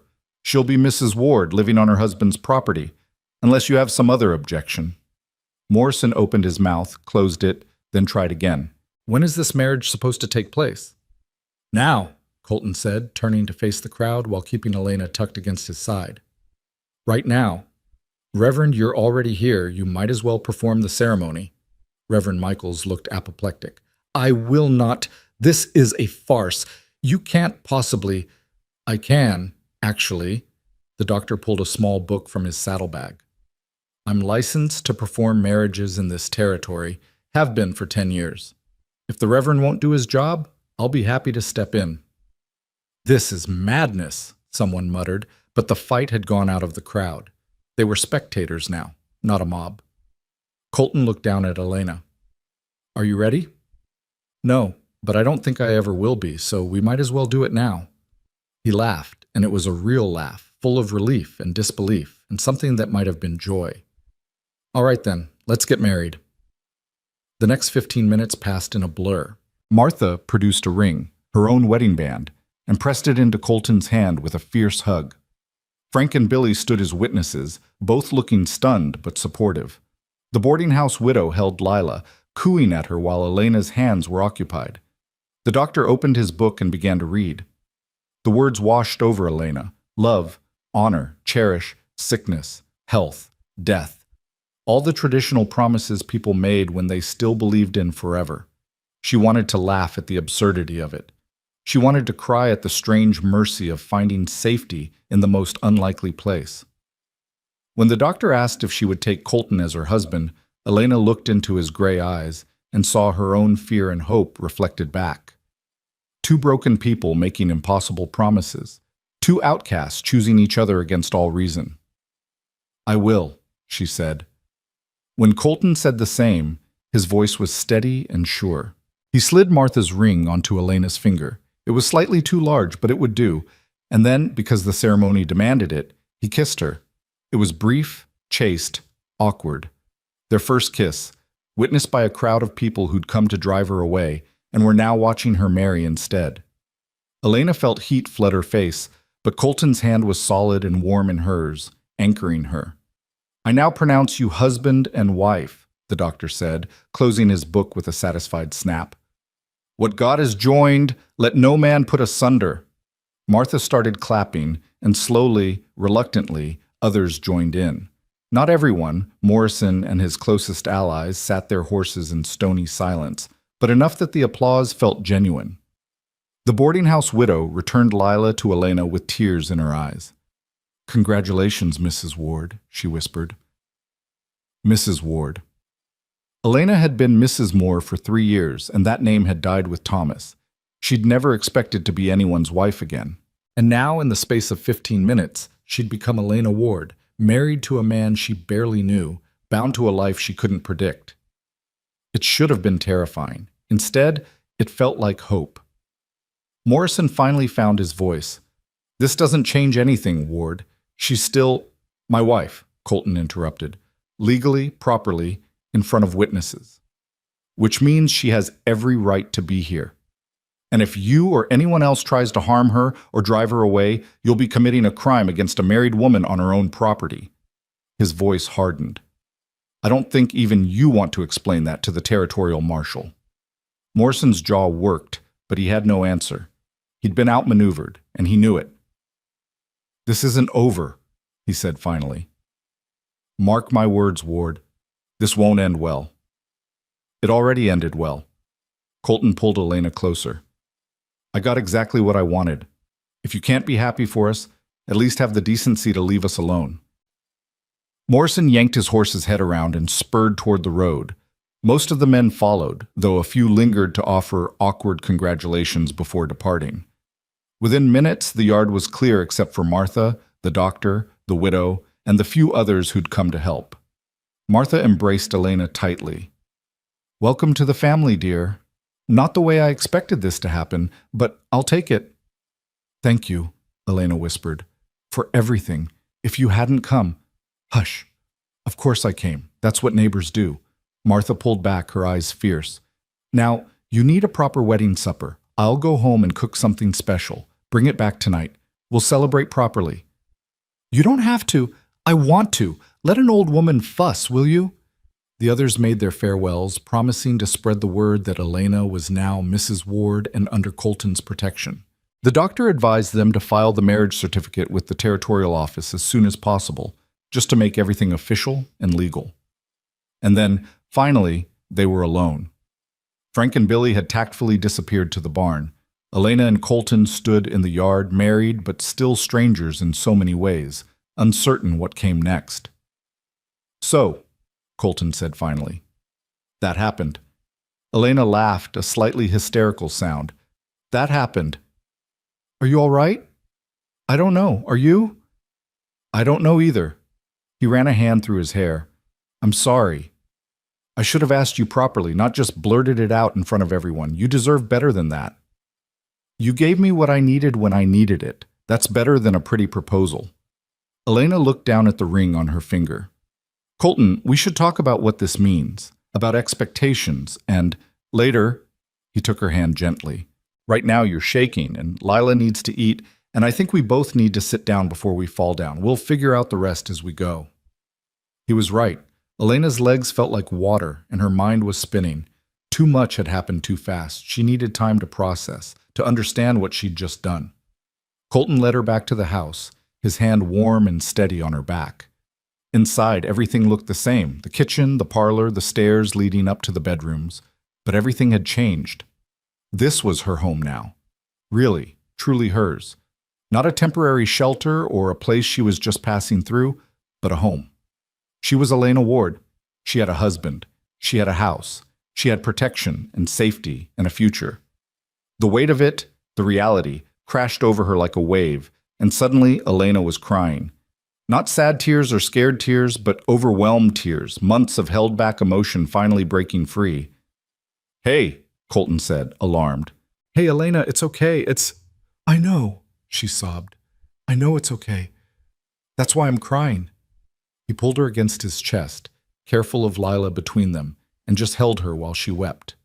His hand stroked her hair gently, and he murmured wordless comfort, and Elena felt something inside her that had been clenched tight for so long finally begin to relax. She was safe.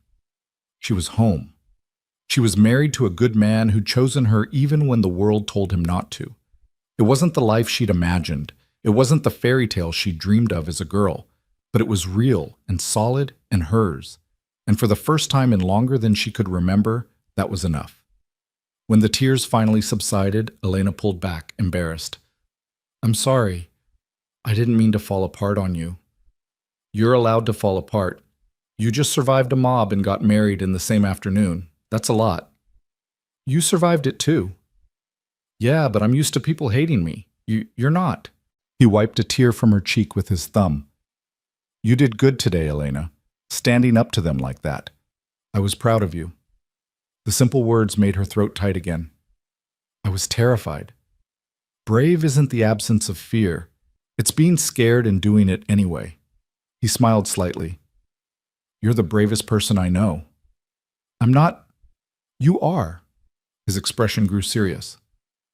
Elena, I meant what I said. This marriage can be whatever you need it to be. We don't have to. I'm not expecting. He colored. Your room is yours. I won't intrude. This is a partnership first.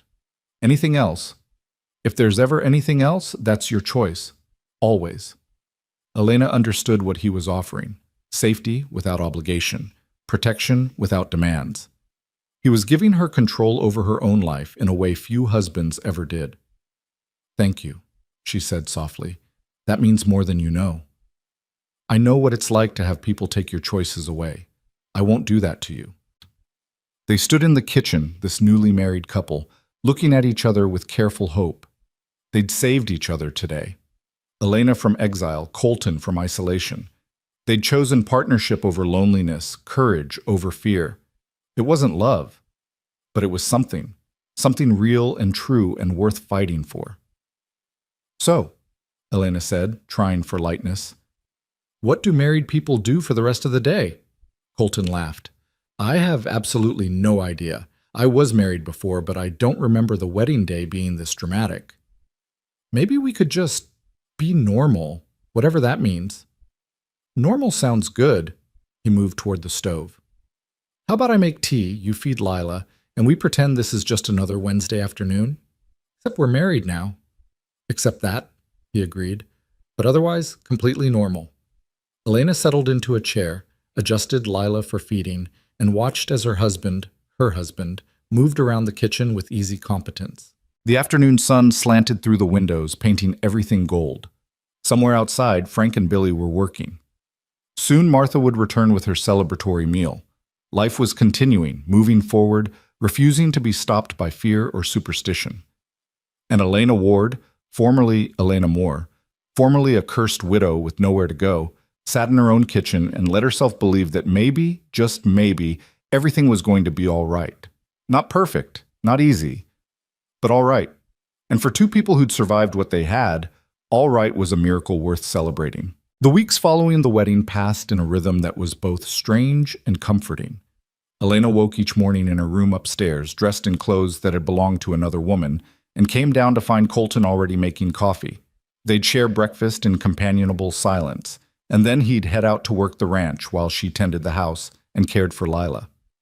It was domestic and ordinary, and nothing like either of them had expected. But beneath the surface of normalcy, tension simmered. They were married, but not really married. They shared a house, but not a life. They were polite and careful with each other, like two people walking on ice that might crack at any moment. Elena felt it most acutely in the evenings, when they'd sit together in the parlor after supper. Colton would read or work on accounts while Elena mended clothes or played with Lila. Sometimes their eyes would meet across the room, and Elena would see questions there. Questions about what they were to each other, about whether this arrangement could ever become something more. But neither of them asked the questions aloud.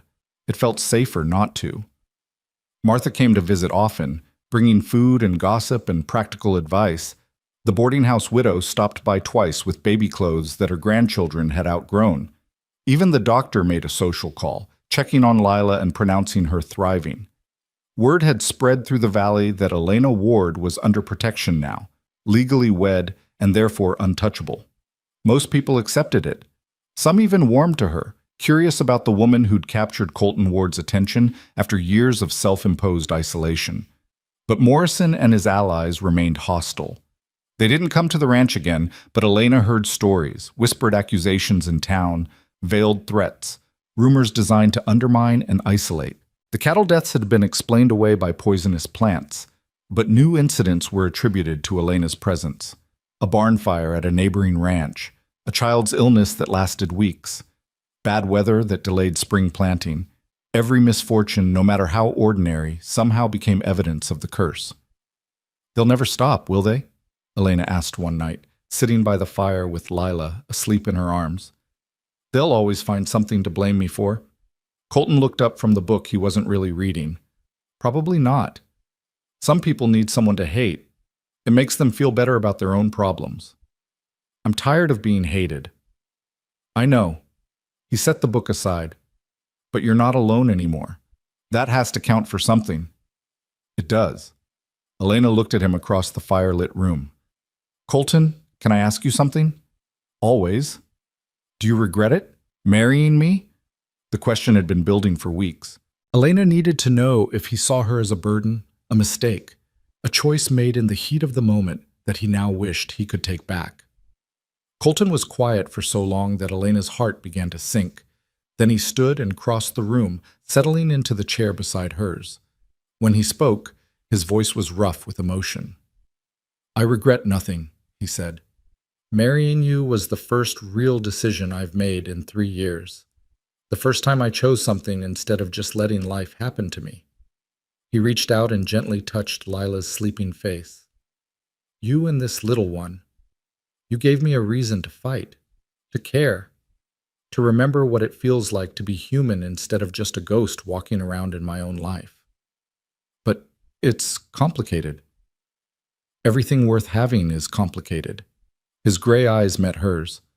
"Elena, I'm not good at this, at talking about feelings or making pretty speeches, but I need you to know that having you here, it matters. You matter. Elena felt tears prick her eyes. You matter too. Then we matter to each other. And that's enough to build on, isn't it? Before Elena could answer, a sharp knock sounded at the door. Both of them tensed. Visitors after dark were rarely good news. Colton moved to the door, his hand automatically going to the gun he now wore whenever he left the house. Who's there? It's Frank, boss. We've got trouble. Colton opened the door to find his foreman standing in the cold night air, his face grim. What kind of trouble? The north pasture fence is down. Cut deliberately from the looks of it. Half the herd scattered, and Billy's out trying to round them up before they wander onto Morrison's land. Frank's jaw clenched. This wasn't an accident, boss. Someone did this on purpose. Elena's stomach dropped. This was it. The retaliation they'd been expecting. Morrison couldn't drive her away directly, so he'd attack the ranch instead. How bad? Colton asked, already reaching for his coat. Bad enough. We'll lose animals if we don't get them back before dawn, and if they cross onto Morrison's property. He'll claim they're trespassing and keep them. Colton turned to Elena. I have to go. Lock the doors behind me. Don't open them for anyone except me, Frank, or Billy. Colton, wait. Elena stood, still holding Lila. What if it's a trap? What if someone's waiting out there? Then I'll deal with it. He cupped her face briefly, his hand warm against her skin. I'll be careful. I promise. He was gone before she could protest further, disappearing into the night with Frank. Elena locked the door with shaking hands and moved back to the parlor, where she could see out the window toward the pastures. Lantern lights bobbed in the darkness as men on horseback fanned out across the property. She could hear distant shouts, the lowing of confused cattle, the sound of hooves on frozen ground. This was her fault. The fence had been cut because of her. Morrison was hurting Colton to hurt her, and there was nothing she could do about it. Elena paced the parlor with Lila, her mind racing. She could leave. Pack a bag right now, walk away before dawn, disappear and let Colton claim she'd abandoned him. The marriage could be annulled. He could go back to his quiet, isolated life without the target she'd painted on his back. But even as she thought it, Elena knew she wouldn't do it. She'd promised not to run. She'd promised to stand with him. And she'd meant it. Hours crawled past. Elena dozed in the chair, jolting awake at every sound, her body tense with worry. Lila slept peacefully, unaware of the turmoil outside. Finally, as gray light began to creep across the horizon, she heard horses returning. Elena rushed to the window and saw Colton and Frank riding in, both exhausted and covered in dirt. Billy followed behind, leading several head of cattle back toward the barn. Elena threw open the door and ran out into the cold morning air. Are you all right? Is anyone hurt? We're fine, Colton said, dismounting stiffly. Got most of the herd back. Lost maybe 5 head, but that's better than it could have been. Did you see who did it? No, they were long gone by the time we got there. He handed his horse to Billy with a word of thanks, then turned to Elena. His face was haggard, his eyes red-rimmed with exhaustion. But we found something else. What? Tracks leading toward Morrison's property. 2 horses, maybe 3. And this... He pulled something from his pocket, a piece of cloth, torn and dirty. Caught on the fence wire. Looks like it came from a coat. Frank stepped forward. I recognize that fabric. It's from Morrison's store. Sold it myself last month to one of his ranch hands. Elena's heart pounded. So we have proof? We have evidence, Colton corrected. Not quite the same thing, but it's enough to take to the sheriff. The sheriff won't do anything, Elena said bitterly. He's friends with Morrison. Maybe, but we have to try. Colton touched her shoulder gently. Come inside. You're freezing. They gathered in the kitchen, where Elena made coffee while the men warmed themselves by the stove. Dawn light filled the room, painting everything in shades of gold and gray. Lila woke and fussed, and Elena fed her while listening to Colton and Frank discuss their options. We could fix the fence and say nothing, Frank suggested. Let it go. And then what?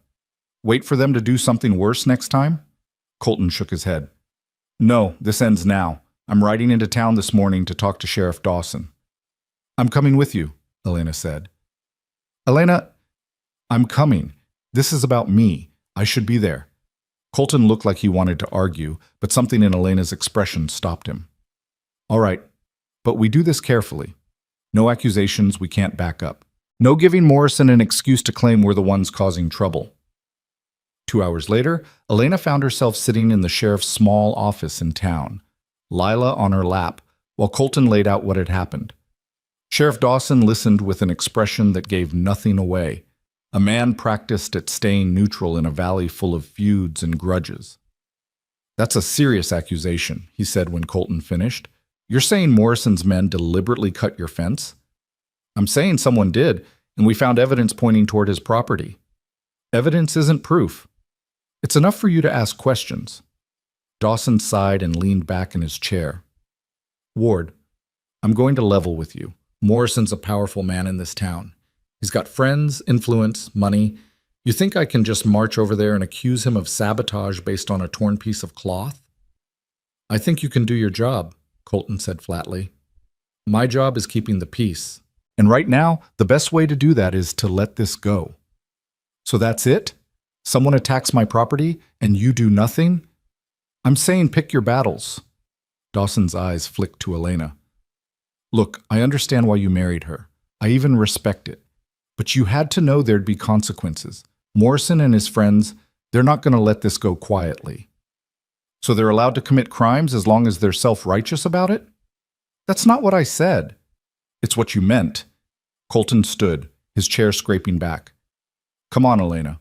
We're wasting our time here. But as they turned to leave, the door opened and Martha Hayes walked in, followed by the boarding house widow and 3 other women Elena recognized from the valley. They filled the small office with their presence, their faces set with determination. Sheriff? Martha said crisply. I understand Colton and Elena have reported a crime. Dawson looked wary. Mrs. Hayes, this isn't really a matter for women. Don't be ridiculous. Everything in this valley is a matter for everyone who lives here. Martha planted herself in front of his desk. Now, what are you going to do about this fence cutting? Mrs. Hayes, I've already explained to Mr. Ward that without clear proof, then get clear proof. Investigate. Ask questions. Do your job. Martha's voice could have cut glass. Or do we need to ride out to the territorial marshal and explain that you're refusing to enforce the law when it's inconvenient? The other women murmured agreement. Dawson's face reddened. That's not fair. Fair is a woman and child being terrorized because people are afraid of things they don't understand. Fair is Colton Ward trying to do the decent thing and being punished for it. Martha leaned forward. Now, I'm going to tell you something, Sheriff. If you don't investigate this crime properly, every woman in this valley is going to hear about it. And we'll make sure everyone knows that the law only protects those with money and influence. Is that the reputation you want? Dawson looked at the assembled women, then at Colton and Elena, then down at his desk. Elena could see the calculation happening behind his eyes. Political capital versus doing what was right. Finally, he sighed. All right. I'll ride out to Morrison's place this afternoon, ask some questions, but I'm not making any promises. That's all we ask, Martha said sweetly. Just do your job, Sheriff. The rest will take care of itself. They left the office in a group, and once outside, Elena turned to Martha with tears in her eyes. Thank you. I don't know what to say. Don't say anything. Just know that you're not alone. Martha squeezed her hand. We women have to stick together out here. God knows the men won't always do right by us. I heard that, Colton said mildly, but he was smiling. The boarding house widow stepped forward. Elena, dear, I wanted you to know that several of us have been talking. We're organizing a quilting circle, meeting once a week. We'd love to have you join us. Really? Elena was stunned. You want me to be part of your circle? Of course. You're one of us now, a rancher's wife, a member of this community. Why wouldn't we want you? Because of what people say about me. The curse is nonsense, one of the other women said firmly. My sister died in childbirth 5 years ago. Does that mean I'm cursed? Of course not. It means life is hard and sometimes people die. That's not your fault any more than it's mine. Elena felt something break open inside her chest. A tight, painful knot she'd been carrying for so long she'd forgotten it was there. These women were offering her something she'd thought was lost forever. Acceptance. Community. friendship. "I'd love to join," she managed. "Thank you." They made plans for the first meeting, chattering about patterns and fabric while Colton stood slightly apart, his expression bemused. When the women finally dispersed, he and Elena walked back to where they'd left the wagon. "That was unexpected," he said. "Martha's terrifying when she wants to be." "She is, but she's also the best ally you could have." Colton helped Elena and Lila into the wagon, then climbed up beside them. "Things might actually get better, Elena. For the first time, I believe that." The ride home was quiet, both of them lost in thought. The morning's events had shifted something fundamental. They weren't just two isolated people anymore. They had support. They had friends willing to fight for them. It made the impossible seem suddenly possible. That afternoon, Sheriff Dawson did indeed ride out to Morrison's ranch. Elena and Colton heard about it later from Frank, who'd heard it from a hand who worked for Morrison's neighbor. The sheriff had questioned Morrison's men, examined coats and boots, and found that one of the ranch hands, a young hothead named Jake Saunders, had torn his coat on something recently and couldn't explain where he'd been the night the fence was cut. It wasn't a confession, but it was damning enough that Dawson had taken Saunders into custody for further questioning. Morrison had blustered and threatened, but with the sheriff actually doing his job for once, there wasn't much he could do. "Saunders will talk," Frank predicted that evening over supper. "He's young and scared. Give Dawson a day or two, and he'll get the whole story." "And then what?" Elena asked. "Even if Saunders confesses, Morrison will just claim he acted alone. He'll never admit to ordering it." "Maybe not," Colton said, "but it'll make him think twice about trying again, and that's something." He was right. In the days that followed, Jake Saunders did confess, admitted that Morrison had paid him $50 to cut the fence and scatter Colton's cattle. The banker swore he'd done no such thing, that Saunders was lying to save himself, but the damage was done. Word spread through the valley like wildfire. Morrison, the pillar of the community, had paid someone to commit sabotage. The same man who'd ridden out to Colton's ranch, spouting righteousness and morality, had been willing to break the law to punish someone he didn't like. Public opinion shifted. Not everyone.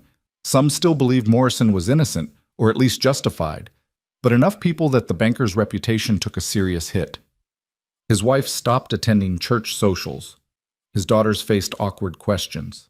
His business at the bank slowed as people took their money elsewhere. Morrison had tried to destroy Elena and ended up damaging himself instead. "Karma," Martha said with satisfaction when she came to visit. "I knew it would catch up with him eventually." But Elena took no pleasure in Morrison's downfall. She'd seen too much suffering to enjoy anyone else's pain, even someone who'd caused her so much trouble. "I just want it to be over," she told Colton one evening as they sat on the porch watching the sunset. "I want to stop waiting for the next attack. I want to just live." "Then live," Colton said simply. "We've done what we can. The rest is up to them. Either they'll accept us or they won't. But we're not going to stop living our lives because of what they might do." He was right, and Elena knew it. They couldn't spend forever braced for disaster. At some point, they had to choose to believe in the possibility of peace. Spring came slowly to Wyoming that year, creeping across the valley in increments, patches of bare ground appearing through snow, the first brave shoots of grass pushing up through frozen earth, ice breaking on the creek in musical crashes that sounded like freedom. Elena worked in the garden Colton helped her plant, her hands in the earth, Lila playing nearby on a blanket. The physical labor was satisfying in a way that housework never quite was. She was creating something, coaxing life from cold ground, building toward a future harvest. Colton would come find her there sometimes, drawn by the sound of Lila's laughter, or maybe just by the need to be near. He'd crouch beside the garden and ask questions about what she was planting, and Elena would explain about beans and squash and the tomatoes that probably wouldn't survive Wyoming's short summer but were worth trying anyway. "My mother had a garden," he said one afternoon, his voice distant with memory. "She could grow anything. She used to say that putting your hands in the soil kept you connected to what mattered. She sounds wise." She was. Colton plucked a weed absently. "She would have liked you.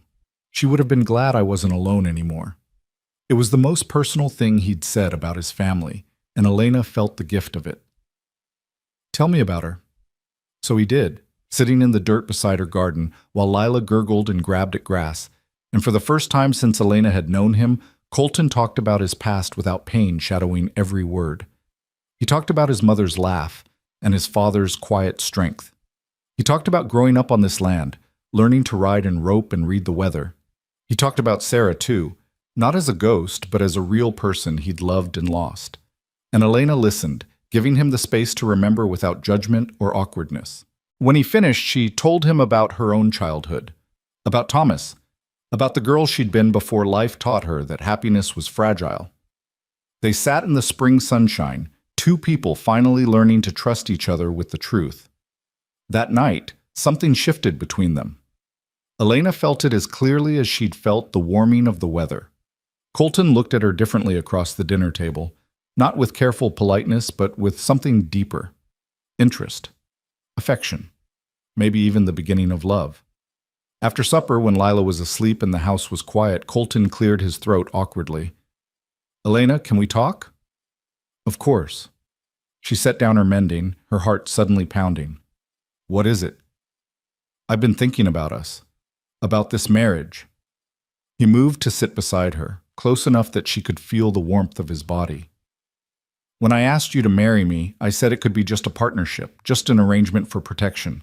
And I meant that. But I'm starting to want more." The confession came out rough, almost angry, like he was frustrated with himself for feeling it. "I'm starting to care about you in ways that have nothing to do with protection or convenience. And I need to know, is that something you might want too? Or am I alone in this?" Elena's breath caught.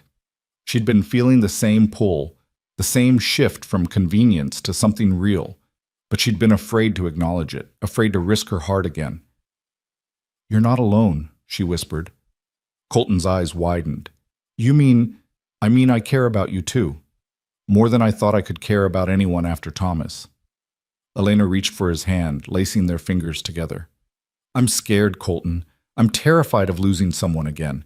But I'm more scared of never trying, of living the rest of my life at arm's length from the one person who makes me feel safe." "I'm scared too," he admitted. "I swore after Sarah died that I'd never let myself be vulnerable like that again. But then you showed up, half frozen and stubborn, and somehow you got past every defense I had. So what do? We try." He brought her hand to his lips, kissing her knuckles gently. "We take this slow. We give ourselves permission to be scared. But we try." Elena nodded, tears streaming down her face. But they were good tears, hopeful tears. "We try." Colton pulled her close, and this time when he kissed her, it wasn't awkward or perfunctory. It was real and searching and full of promise. Elena melted into him, her hands coming up to frame his face, and for the first time since Thomas died, she let herself feel something other than grief. She felt hope. She felt desire. She felt the possibility of love. When they finally pulled apart, both breathing hard, Colton rested his forehead against hers. "I want to do this right," he said. "I want to court you properly, even though we're already married. I want to learn everything about you. I want to build something real." "Then that's what we'll do." Elena smiled through her tears. "We'll build something real, together." The weeks that followed were a revelation. Colton courted his own wife with a sweetness that made Elena's heart ache. He brought her wildflowers from the meadow. He carved toys for Lila. He taught Elena to ride properly, his hands gentle as he guided her through the basics. They took long walks in the evenings, talking about everything and nothing, learning each other's rhythms and quirks. And slowly, carefully, the separate bedrooms became less separate. Colton would linger in the doorway of Elena's room, talking until late in the night. Elena would wake to find him in the rocking chair with Lila, having come in to check on them and stayed to watch them sleep. The day Elena asked him to stay, to share not just the house, but the room, the bed, the intimacy of true marriage, he'd looked at her with such gratitude and relief that she'd known she was making the right choice. "Are you sure?" he'd asked, his voice shaking. "I'm sure. I'm ready. Are you?" "I've been ready since I found you in that storm." He'd kissed her then, deep and thorough, and Elena had felt the last of her walls crumble. Making love to Colton was nothing like it had been with Thomas. With Thomas, everything had been youthful passion and discovery. With Colton, it was about healing and trust, two wounded people choosing vulnerability despite knowing the cost. Afterward, lying in his arms with Lila sleeping peacefully in her cradle nearby, Elena felt something she'd thought was lost forever. Wholeness. Not because Colton completed her, she'd always been complete on her own, but because he stood beside her, an equal partner in building a life. "I love you," she whispered into the darkness. His arms tightened around her. "I love you too. God help me, I love you so much it terrifies me." Good terrified or bad terrified? Good. Definitely good. He kissed the top of her head. "Thank you, Elena, for giving me a reason to live again. Thank you for saving me, for seeing me as more than a curse or a burden. You were never a burden. You were a gift I didn't know I needed." They lay together in the darkness, two survivors who'd found each other against all odds and let themselves believe in the possibility of happiness. Summer arrived in a rush of heat and growth. The garden flourished. The cattle thrived.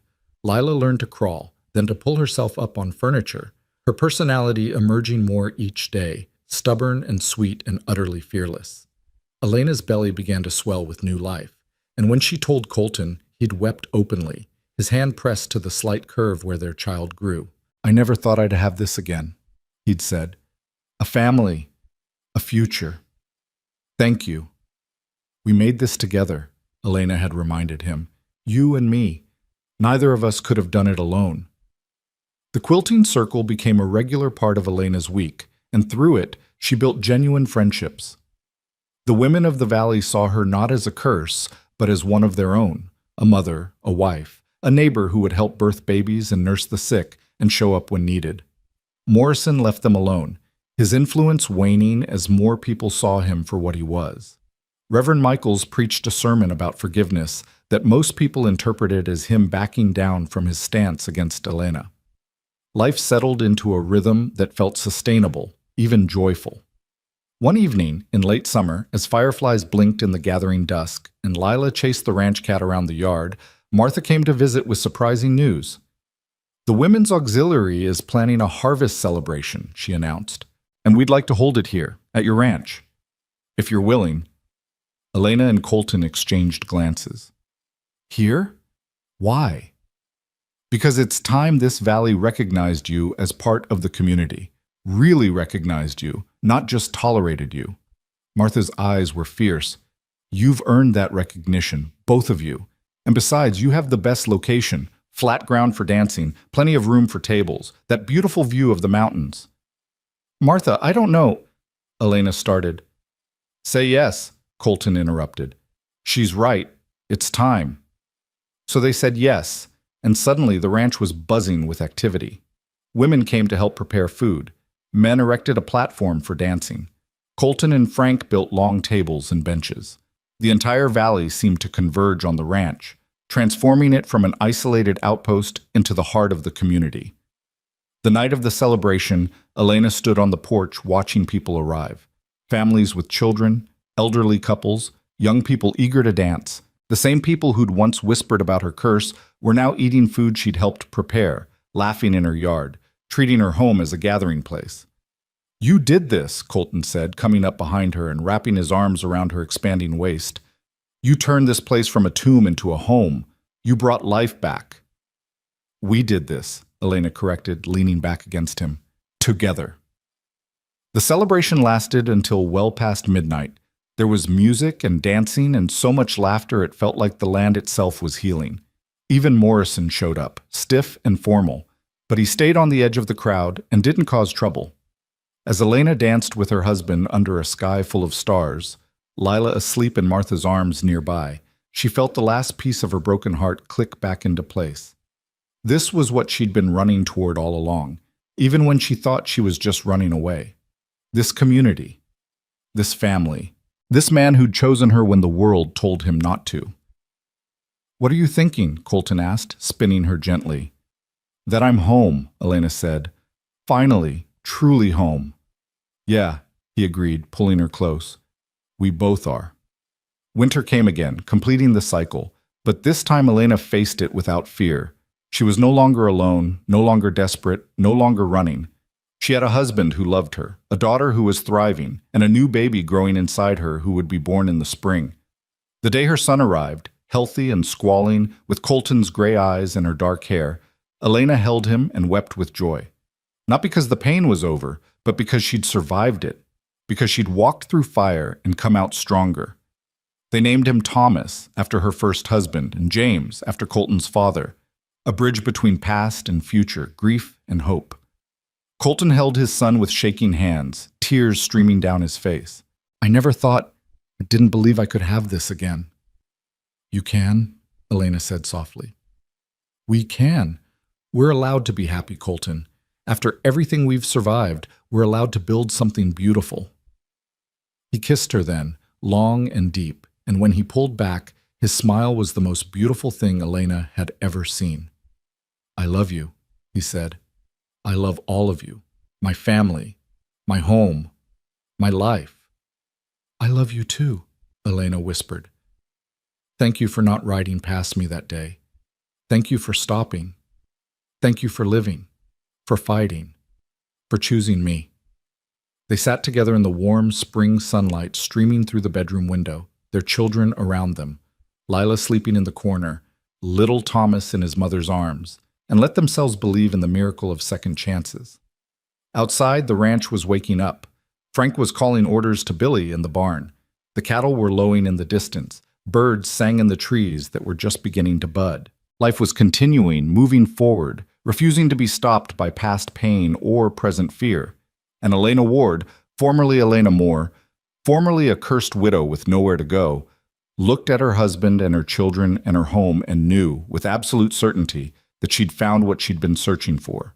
Not perfection, not a life without pain or difficulty, but something better.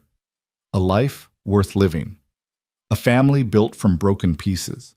A home constructed from ashes and hope and stubborn, defiant love. She'd whispered that they had nowhere left, and he'd said she had him. And he'd been right. She had him. She had her children.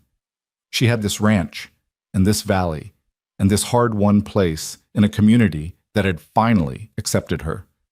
She had everything. And as spring melted, the last of winter's snow, and wildflowers began to bloom along the fence line, Elena closed her eyes and let herself rest in the certainty that she was finally, truly home. The cowboy and the widow. Two broken souls who'd saved each other. Two outcasts who'd built a family from nothing. Their story wasn't a fairy tale. It was better. It was real. And it was theirs.